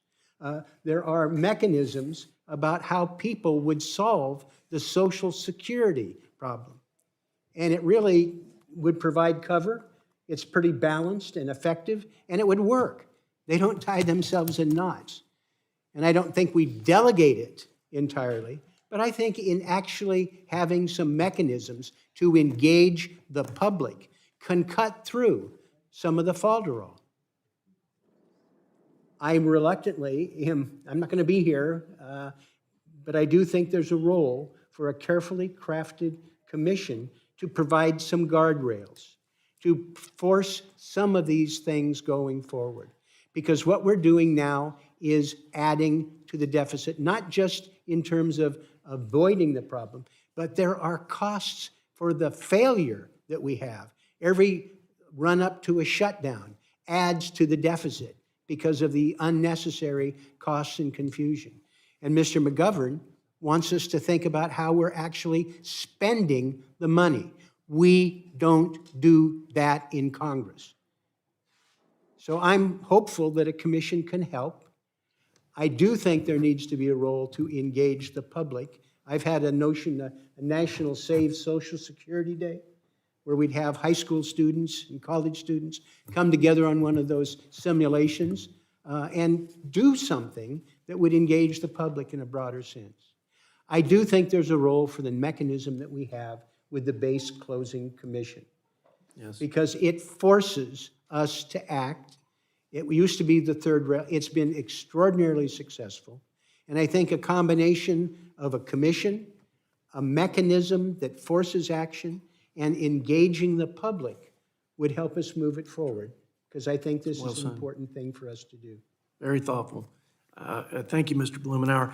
Look, our Senate colleagues are here, and I'm going to do something that is a little unorthodox. We haven't done it, but we're going to attempt at a rapid round of just thoughts, and I apologize for not giving my colleagues the opportunity to ask questions of this group of panelists, but you're our colleagues. We know where you live, as we say. So if Mr. Estes from Kansas, take a minute, share your thoughts, your takeaways, anything you want to emphasize, and then we're going to go to Mr. Espaillat and then Ms. Bice and work our way through the list. Just a rapid round of thoughts, please. Thank you, Mr. Chairman. It's important for us to talk about this. Over the last year, we've borrowed $90,000 a second, and it's important for us to come out and address this. We know that over the last 40 years, there have been several commissions implemented. Some of them worked, some of them didn't. The Social Security Trust Fund that's been talked about today would have been empty in 1983 without a commission that successfully worked for that. So we've got to be able to focus on that. We've got to be able to make sure that we take those lessons learned, whether it's from Pennsylvania, whether it's from the discussions in 2018, and how do we create a successful commission with the right checks and balances and implementation schedule, up and down vote and other issues, and make sure that works. So with that, I'll yield back, Mr. Chairman. I appreciate the opportunity to talk about this very important topic and appreciate all of you as panelists being here. Thank you. The batting order is Mr. Espaillat. You have a minute. I'm glad I'm the cleanup hitter. Thank you, Mr. Chairman. And fiscal commissions have generally failed. We saw how Speaker McCarthy's H.R. 5525 failed. Very bipartisan stuff going on makes it almost impossible to reconcile. But is it really service cuts, benefits are the very needed, or is it a lack of revenue as a result of decades of tax cuts to the very rich, corporate welfare, if you may? And that's the question. Do we have enough revenues to help out AARP and the seniors that are here today that are very needy? I represent the district in the Heights. You may have seen Washington Heights, you may have seen the movie, where we have a significant number of people dependent on benefits, and their rent overburdens them. Over 55% of their salaries are spent on rent. And so is it really tax cuts to the people that are starving, or is it a lack of revenue? Thank you, Mr. Chairman. Okay. Ms. Chakowski, you have a minute? Let me just say, I've had an experience with such a study, such a commission. I was on the Simpson-Bowles Commission many years ago in 2010, and this was about coming up with a budget agreement, and we couldn't do it. And I have felt since then, and I was happy that we couldn't, because the proposal that was on the table was to include cutting Social Security, which I said no, and I had my own plan. But it seems to me that doing this kind of commission is a way for members of Congress to get out of from under having to take the blame for the kinds of cuts that may be presented. And I think that this is the kind of discussion, and John Yarmouth certainly agreed, that we have enough capacity to do with the committees that we have to do something. And I just wanted to ask my dear colleague, Jim, well, if I could just ask Jim McGovern to comment on that. Do you think Mr. we need Chakowski, this? I'm going to ask you to, we're trying to roll this with a minute. Jim, you got a 3-word answer? Question, because you The cut question, her off. no, the question I is, wanted do we to really brief the need such a question. commission? No, I don't believe that we should have a commission. I think we do have the capacity to be able to resolve these issues, and we have proposals that we should bring to the floor and debate them and vote up or down on them. Thank you. And Mr. McKean, you're recognized for a minute. Wave. Ms. McLean, you're recognized for a minute. Thank you. One thing, I want to get a plug in for all these horrible, awful businesses out there. As a business owner myself, the business owners, at last I checked, we have a progressive tax system. It's the businesses who actually pay taxes themselves. Not all of them are horrible. And number two, it's the businesses who actually employ people who, yes, they pay taxes. And I might want to remind everybody that it is the economic system that gives us our social program. So I think we should incentivize businesses to be profitable and to hire more people who, in essence, pay more taxes. But that's a separate topic. I also want to think and talk about, and I haven't heard much of, I think the commission is a good idea, bad idea, it doesn't matter. I actually seem to think it is a good idea. But with that business idea, I'd like to hear about 2 things. How do we follow the rules? Because if we have a commission and the commission says X, we in Congress have a tendency to Will the raise gentlewoman rules. yield? We're in the minute. Yep. Quick round here, okay? Yep. So rules and accountability. I'd like to hear a little bit more talk about that. Thank you. Okay, thank you. Without objection, I would like to submit for the record a letter in support of a bipartisan fiscal commission from my friend and colleague, Representative David Schweikert of Arizona, who is partner in a fiscal accountability and as vice chairman of the Joint Economic Committee. So ordered. With that, thank you again, Representative Huizenga, Representative Peters, Representative Womack, Representative Case, Representative McGovern, and the ranking member, Representative Smucker, for appearing before us today. This concludes our first witness panel. Thank you, gentlemen.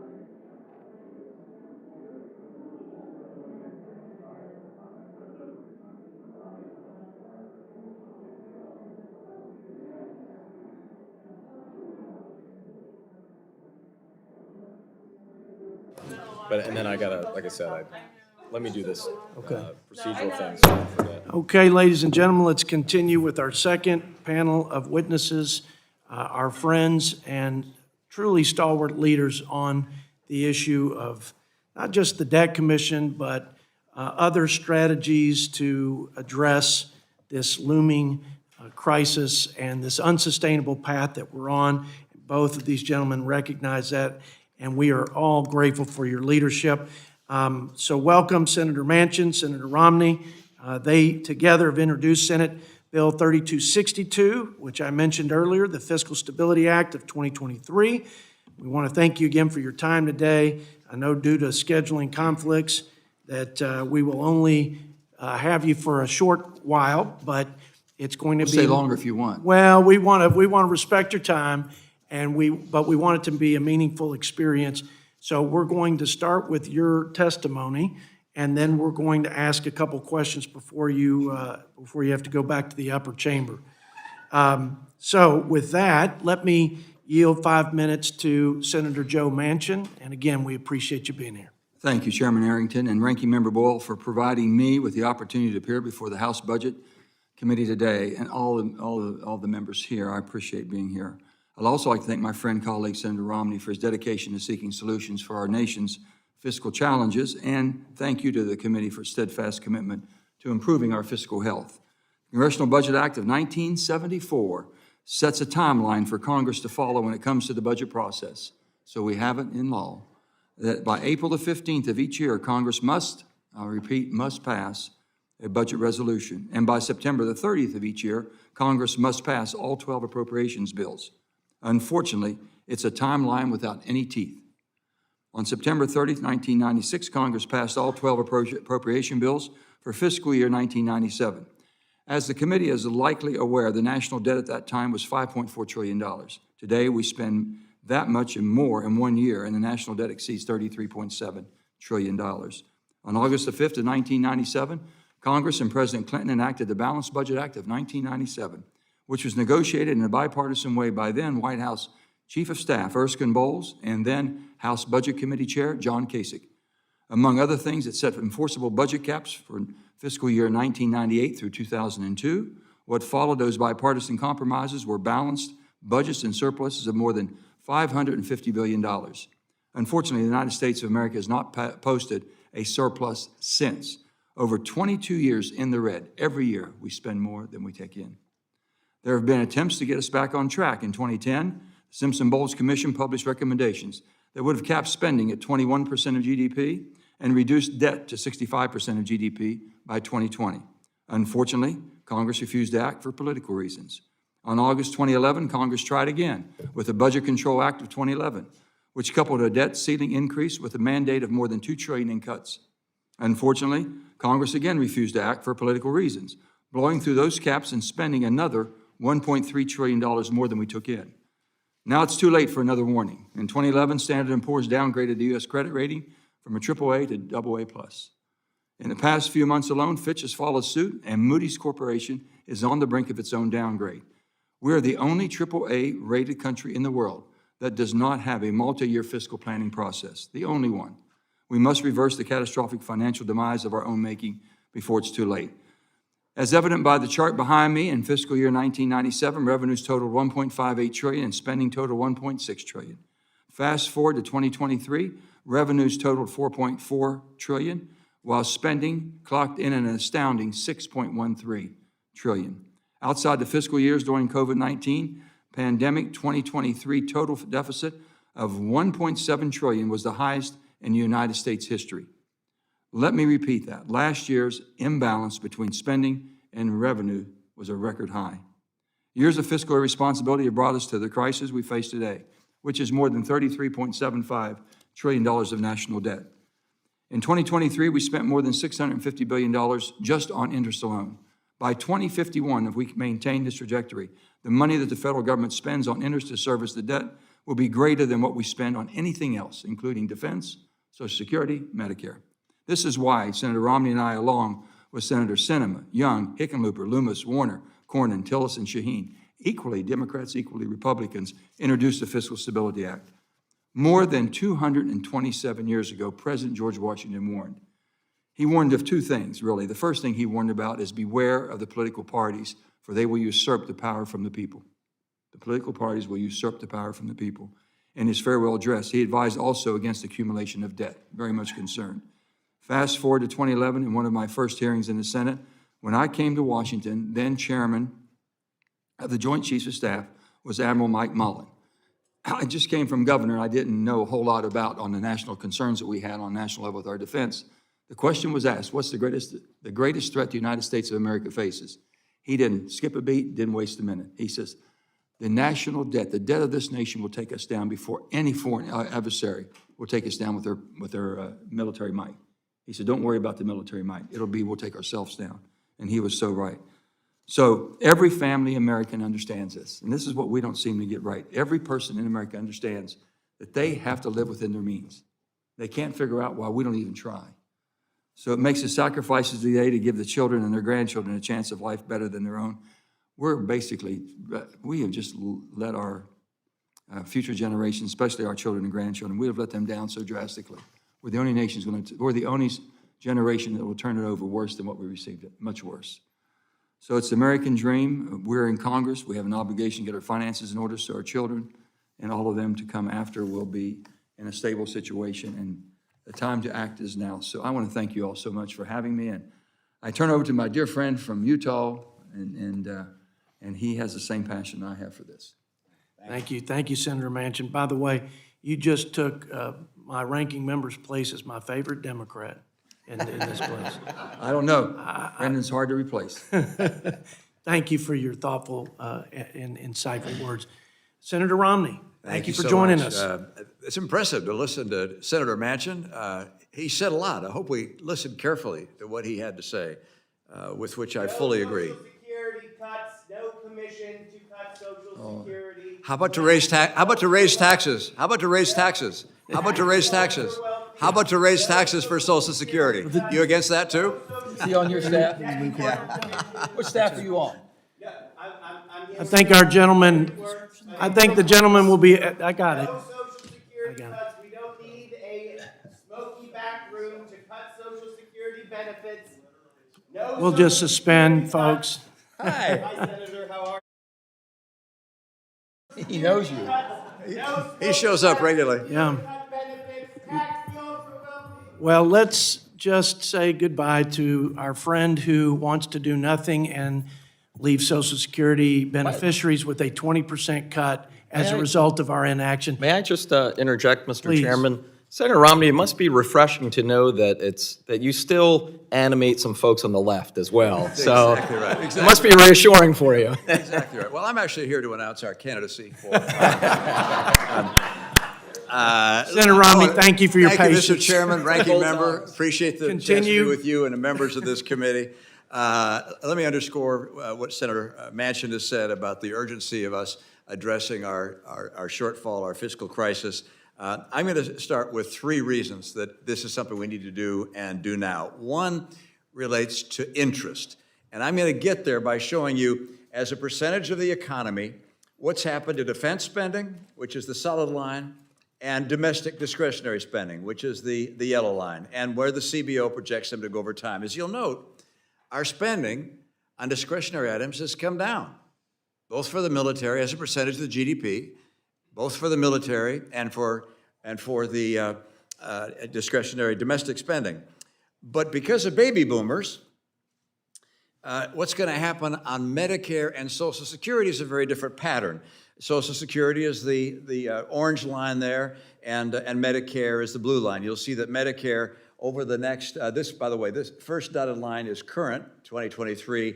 The dotted line over here is 2030, which would be 6 years from now, the end of the next group of senators' term. So as you'll see, the pretty dramatic increase, and you'll also note that we haven't yet layered on interest. If we now turn to adding the interest line, here is the interest line.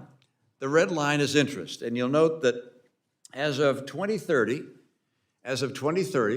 only 6 years from now, interest expense for the federal government will exceed either defense spending or domestic discretionary spending.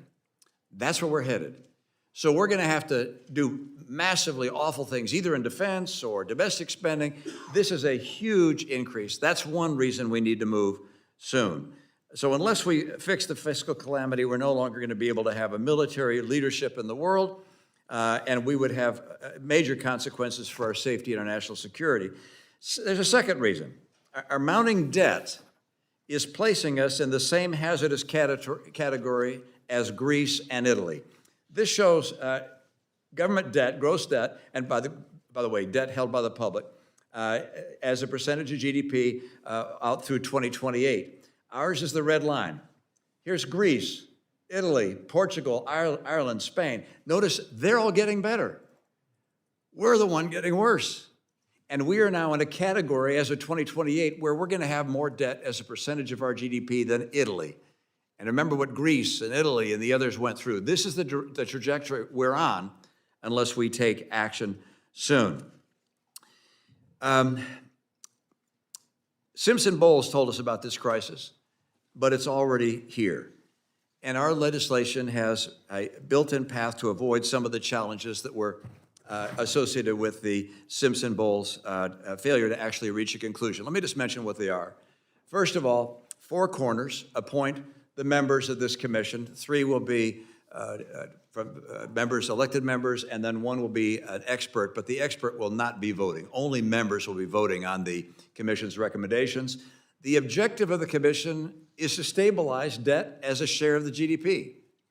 It doesn't talk about any particular program. It just says, let's get our debt as a percentage of the GDP at a stable level. And finally, all spending is being considered and everything's on the table. We don't say this program has to be added, that program. No, it's everything is on the table. And finally, if there's a bipartisan consensus, if we have Republicans and Democrats on this commission that vote together on a bipartisan basis to proceed, then there is a privileged process to take the legislation to the floor and to vote on it in the House and the Senate. In the Senate, by the way, the 20-vote rule would apply. So it's the same numbers required in order for it to become law. And of course, the president would then be given the opportunity to sign it. If we don't fix this mess that our country is in, why, it's hard for me to imagine a circumstance where America is able to continue to lead the world. If we're spending more on interest than we're spending on defense, then how in the world are we going to keep up with China, which is already spending a lot more on procurement than we are today? So this is a decision we have. We're either going to be known as a generation that took on tough challenges and solved them, or one that didn't. We all lived in the shadow of the greatest generation. If we don't fix this problem, we're going to be known as the worst generation. Our children, our grandchildren depend on us taking action, and everything's on the table. And I'll just mention one thing, and that is when Bill Clinton was president, he looked to see what Republicans and Democrats could do together. Each came together and found an equal amount of tax increases, revenue increases, and spending cuts, and got a deal done and got us on track and actually got a balanced budget. This is something we can do, but only if we do it on a bipartisan basis. Thank you, Mr. Chairman and Ranking Member. I think both senators were honored by your participation today. I'm inspired by your words and your courageous leadership, and I hope we can get this done. I really do. And I know you have a short time, so we will respect that, and we will continue this dialogue as we move these proposals through our respective chambers. I'm going to ask, because I've done a lot of talking here at this hearing, that my friend, my best friend actually, from Georgia, believe it or not, former Chief Deputy Whip Drew Ferguson, we will yield 3 minutes to you for a line of questioning, and then I will yield to the ranking member. So, Drew? Thank you, Mr. Chairman. And, you know, normally when I sit down with senators, I always say, as a Georgian, I used to want 2 Bulldogs, 2 Atlanta Braves, and 2 Falcons to be my pallbearers so they could let me down one last time. When I got to D.C., I figured I really needed 6 senators, but I'm just going to let y'all, I'm going to let y'all off the hook on that because I appreciate y'all being here today. Bottom line, we've had a lot of discussion today on, on a lot of topics, mandatory spending, revenues, all of the different things. But, you know, where should, and we've had discussions about where should we be making investments? Is it in our people? Is it in, you know, is it in our systems? Is it in defense? You cannot invest in anything if you're broke, right? And I go back, I'm a process guy. I think if you develop a good process, you learn to love that process, the process will love you back. You stay on, you develop a good process. And I go back and I look at the one thing that's a common thread through every single person that has pledged to run for Congress and has been elected. And we've all said we want to be fiscally responsible. What's standing in the way of us? It is a horrible budget process. It is a process where there are 50 acceptable pathways to failure and about 1 or 2 acceptable pathways to success. And so I think one of the things that I would love to get y'all's opinion on this is we look ahead. How important is it that not only do we deal with a fiscal commission, as you have advocated, but let's talk about, you know, as part of that, do you see a budget reform process as being part of that? Because we quite candidly, we have a budget process that yields an aspirational document that's really not ultimately tied to appropriations or tied to the authorization, and none of it's tied to the revenue stream. So, Senator Romney, I'd start with you on this. Talk to us a little bit about process reform and how important it is to put a process in place that rewards early success and punishes, you know, and punishes late failure so that Congress is incentivized to do the right thing. I'm not going to disagree with you. I'm not going to disagree. I agree with you that we need to have a budget process which follows the law.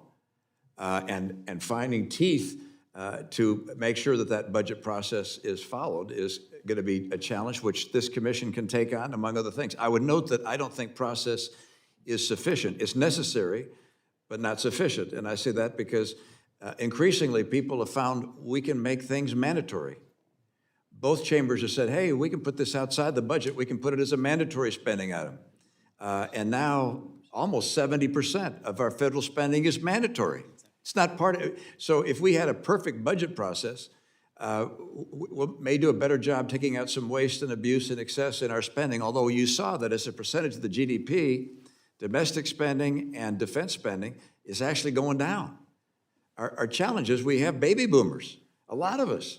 And we're just recognizing that presents a real fiscal challenge for us, and we're going to have to deal not just with the process of dealing with our budget, but also dealing with the non-budget, if you will, the non-discretionary items of our spending as well. Mr. Chairman, can I just say one thing very quickly to that? Please. We have the budget on the laws right now, Congressional Budget Act 1974. It sets the timeline. It sets it basically April 15th of each year. We're supposed to basically pass a budget resolution. And then again by September 30th, pass our appropriation bills. No teeth. You've heard about no budget, no pay, and all the different things. We've got to find a way to put teeth to the law we have. And if it's not going to be something as draconian as saying, well, no budget, no pay, it makes sense to me. Back in West Virginia, if you don't do your work, you don't get paid. And if you do get paid, you've done your work. Pretty simple. But with that, why not have mandatory cuts if we don't do it on time? That's what could be done. And the bottom line is if we don't, I'm trying to preserve Social Security. I got 400,000 people. Out of 1.7 million people in my state, 400,000 depend on Social Security and Medicare. Social Security is their lifeline. Within 10 years, they're going to have a 20% cut. So if Aunt Mary is getting $1,000 a month now, she's going to open the mail and get $800 and say, what in the hell happened? How come you all cut me? I'm trying to preserve that from happening. That's what we should be talking about. How do you preserve the system, not this? Is he on your staff? Not that I recall. Okay. The guy that was screaming back here. Okay, those people there, they don't want it because, you know, his generation may have to have some adjustments made. But anybody 50 and over, we've been talking about, we're preserving the system that we have. And they're trying to weaponize it is what they're trying to do. Can't let it happen. Yield back. Thank you, Mr. Chairman. Thank you. I thank the gentleman, and now yield as much time as you may take for your line of questions. Thank you, Mr. Chairman, and thank you, Senators, for being here. First, Mr. Chairman, I ask unanimous consent to include the following in the record. Letters to the both of us from the American Federation of Government Employees, the Bipartisan Policy Center, and the National Postal Mail Handlers Union, a letter to all representatives and senators from the AARP, and finally, a letter to all members of Congress from the President and CEO of the National Committee to Preserve Social Security and Medicare. These are all based in West Texas? No. Without objection, so ordered. Good organizations. But, well, thank you again, and very much admire both of your careers in public service. Just a couple points, and then I wanted to give you both the opportunity to address something that my predecessor, who served on one of these commissions that didn't succeed, said when we had a hearing here a couple weeks ago on exactly the same topic. First, I always point out to people, because, you know, sometimes through nostalgia, sort of fairy tales get told about a perfect past that was never so, sadly. Everyone points to the great example in 1983, where President Reagan and Tip O'Neill shook hands and they saved Social Security. That part is true. The part that is often left out is that we were literally just weeks away from Social Security payments being missed. That's how close to the deadline they were. So I point out to people, I have good news and I have bad news. The good news is we have time. Social Security Trust Fund will become insolvent either 2033 or 2034, depending on if you use the CBO figures or the Social Security trustee figures. So we have about a decade. Medicare trust funds become insolvent a little bit before that. So the good news is we have time. The bad news is we have time. And given the way human nature is, given the way Congress tends to act just basically based on deadlines, time in this regard is not our friend. I would also point out that, you gentlemen weren't here for this, but in previous hearings and in the previous panel, where we have 3 different bipartisan sets of representatives with their own commission ideas, which actually are very similar to what you have come up with. Ultimately, regardless of the shape and form of a commission, or if Congress just finally did its job in terms of the legislative process, it ultimately will come down to a decision of either more revenues or cuts or a blend of the two. I have been quite clear, I come down on the side of more revenues. I have a piece of legislation, I've put it right there in writing, what my plan would be to ensure Social Security is there through the year 2100. Sheldon Whitehouse has the companion piece of legislation in the Senate. And I think it's important to keep in mind where the American people are on this issue.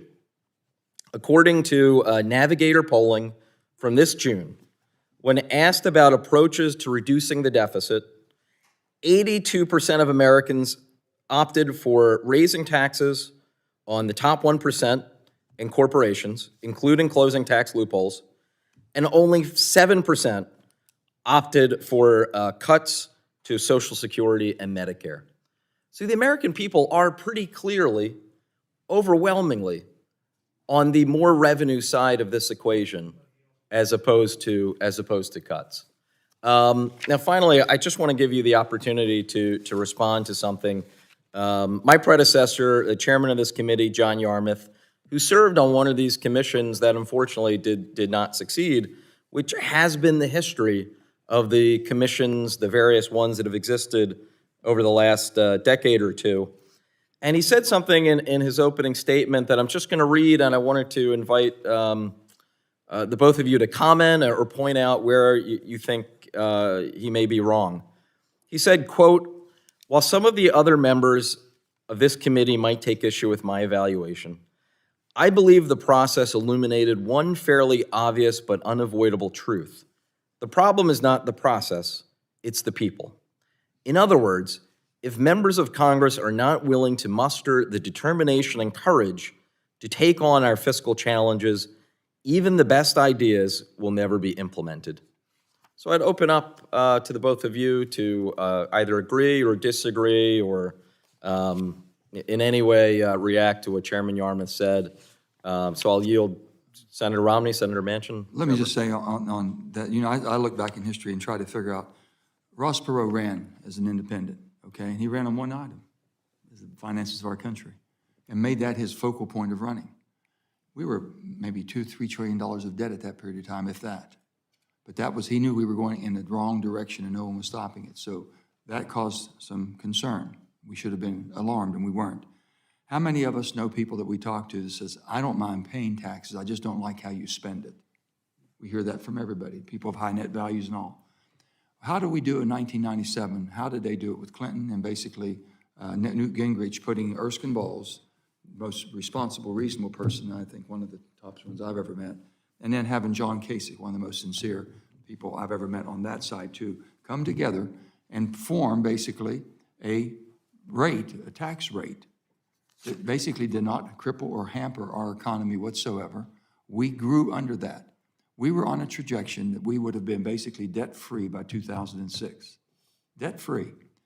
We had 9/11 happen. We declared 2 wars, never paid for them. We had 2 tax cuts we never took in consideration. And then when those tax cuts, I was there when basically they went off, 10 years. All President Obama had to do was be silent, say nothing.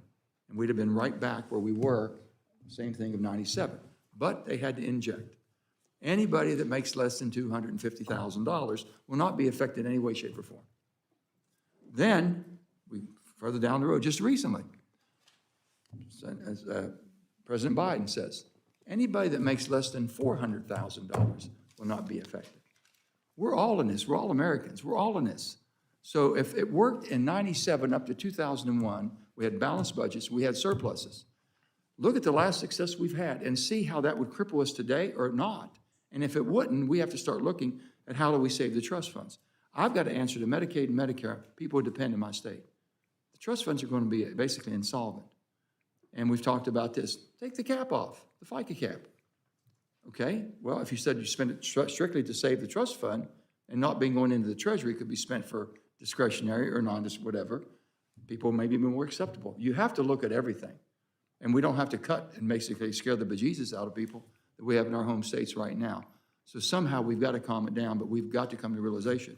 Someone's going to pay the piper here. And what the last, one of the graphs that Mitt had here showed that where our interest is going. When interest basically surpasses every spending item that we have, that's as critical as it gets. Senator Romney, did you want to? Yeah, just a couple of comments. One, that poll is amazing. I can't believe there are 8% of the people who think we ought to cut Social Security. It was 7. It was 7. Was it 7? It's astonishing. I'd like to see who they are because I don't know a single Republican or a single Democrat who thinks we ought to cut Social Security, reduce the funding for Social Security. They may exist out there. I just haven't met them. So there is zero interest on the part of either side of the aisle to cut Social Security or cut Social Security benefits. Both the leading contenders for 2024, former President Trump, current President Biden, have both said, we're not going to touch Social Security. And Joe and I fully agree, and my guess is every member of this commission would fully agree. The question is, well, how about for people in their 20s and 30s? What should it look like at that point? How long will they live? What should the tax be? I mean, on what part of income should it be? Should we lift the cap, as Senator Manchin has indicated? So all those things are on the table for discussion. One thing that's not on the table is the idea that we're going to cut benefits. That would simply be unacceptable. It's not realistic. I do agree that we have to look for the people that have been elected to solve these problems. Your quote about that is absolutely right. And what we found is that over time, we've come closest to dealing with this challenge, our taxing, spending, fiscal challenge, when there's been a bipartisan effort. And Joe and I just worked together on a bipartisan effort on an infrastructure bill, where equal number of Republicans and Democrats worked together, across the divide, if you will, and got something done. So a bipartisan effort is what I think the Huizenga bill proposes, what we're proposing. They're very similar pieces of legislation. It's saying, hey, let's create a bipartisan effort of elected officials to work together to see if they can come up with something that passes muster on both sides of the aisle. And if it does, let's vote on it, up or down. Because I do think that the urgency today I mean, I didn't underscore this urgency, but I spent my life in the private sector, in the financial sector. It's going to get hard to sell U.S. debt. And we might want to lower interest rates, say, okay, whether we're over the tough times, let's bring inflation has been dealt with, let's bring interest rates down. The Fed's not going to be able to control interest rates if people don't want to buy our treasuries. Their interest rates are going to start going up all by themselves. And you can have a spiral where interest rates go higher, our deficit gets larger, we need issue more treasuries, we have to raise interest rates higher. We can find ourselves in a Latin America type circumstance. So sometime during the next few years, we can have failed treasury auctions, interest rates going up. And this is the reality. So it's not, I recognize Social Security trust fund runs out, Medicare trust fund runs out down the road. We have time on those. But the urgency of a potentially failed treasury auction, rapidly rising interest rates, and not being able to keep up militarily, that's with us right now. I mean, I would just, while no one should misunderstand me, and Chairman knows this because we've had a ton of hearings, I have never suggested that the deficit or debt is nothing to worry about. Clearly, and actually my colleague who was on one of the previous panels, Mr. Peters from California, points this out, that interest taking an increased percentage of our budget should concern both Democrats and Republicans alike, probably for different reasons, but that is something on which we should all agree. I will say, though, to your point, Senator Romney, I just looked this morning, the 10-year the yield on the 10-year is down to 4.3. It was above 5 about a month ago, which was a peak. It hadn't been at that level in over a decade. The demand right now in the world for U.S. Treasuries is still as high as it can possibly be. So I don't think that we're anywhere close to the sort of nightmare Latin American-like scenario that you described, but by no means suggesting that we have nothing to worry about and that it'll always be that way. I can say just one thing. On that, there basically, if you look at how much we've increased as far as the Treasury, how much of a quantitative easing we bought ourselves, we've never been in this category. They've been quite close to 10 trillion. They're about 8.3, 8.4 now. And we were about 3 or 4 trillion back in 2018, 2019. There's no reason in the world that we should be buying this much paper of ourselves. We raised Cain about other countries manipulating their dollar, their currency. We've been the worst in the world at manipulating our currency. Buying our own paper and have false pretenses of what we have and how strong our demand is. The demand's pretty damn strong if you're competing with us. We're competing with ourselves. That didn't make any sense to me at all. I've said this, that if we don't stop, and I think they've been bringing it down to a certain extent, but not fast enough. But go ahead, I'm sorry. Yeah, no, I just wanted to, I'm sorry, I didn't want to cut you off for you. I'm fine. Rather than I can dispense with my further questions and yield my time to my colleague, Mr. Scott, if he had questions, or if not. So I'll yield a minute or two to Mr. Scott. Let's make it quick, Mr. Scott, just because they've got to get out of here. Okay. But Well, thank you. Well, I just want to make a point about, we've heard about giving credit to Mr. Kasich and President Clinton for that. I was there in 1993. I mean, I think I'm the only one on the committee. In 1993, we passed a budget, 0 Republicans, House or Senate. And when we passed it, when the 218th vote was cast in the House by Marjorie McGovern, it wasn't way to go, Marjorie. No, it was bye-bye, Marjorie. She lost her seat along with a total of 34 Democrats lost their seats, along with the majority, first time in a long time. By 1997, the deficit had already about gone. And so we didn't need a balanced budget amendment. Budget was just about balanced by then. All the political price had been paid. Now, I guess we give credit for George H.W. Bush because he paid a price a couple of years before I got there. But all of that heavy lifting was done in the 1993 budget without a single Republican vote. And then everybody wants to jump on the bandwagon after all the work has been done, after all the political price has been paid, and try to get credit. I did have one question, Senator Romney. I think everybody knows we've got a problem. And the solution is, as we've said, revenues and cut spending, or combination of both. You've got all spending, everything on the table.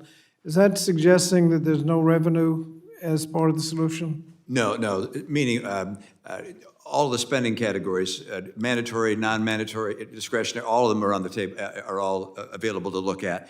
And everything's on the table, meaning revenues as well as spending. If there are other ideas, there's an arbitrage idea that's been put forward by a couple of senators. So basically all ideas are open. Including revenue? Including revenue, yes. The gentleman's time has expired. I think it's a good question. Could I just make one last quick question? Ranking member said we've got time.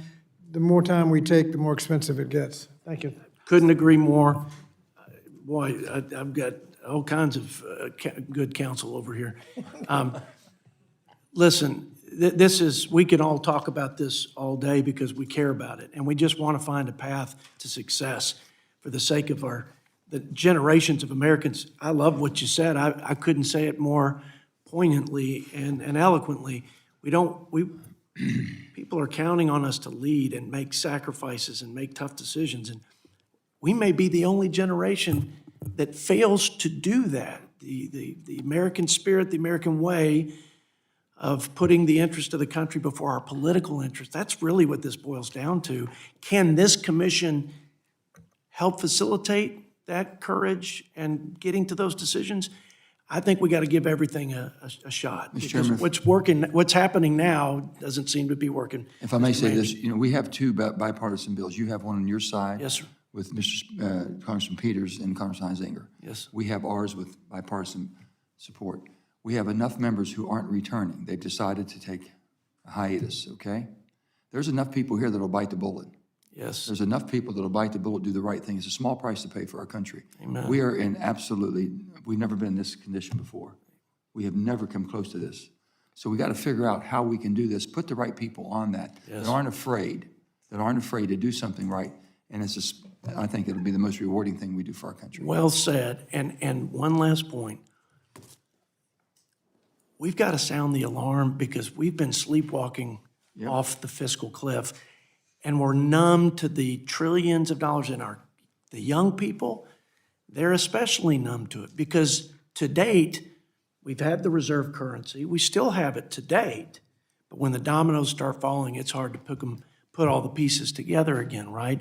So at a minimum, this commission can sound the alarm and have a national campaign to tell the American people and generations of Americans what's going to happen if they don't put pressure on us to have the political will to do the right thing for them. So with that, any last word, and then we'll call this. The only thing I would say, go ahead.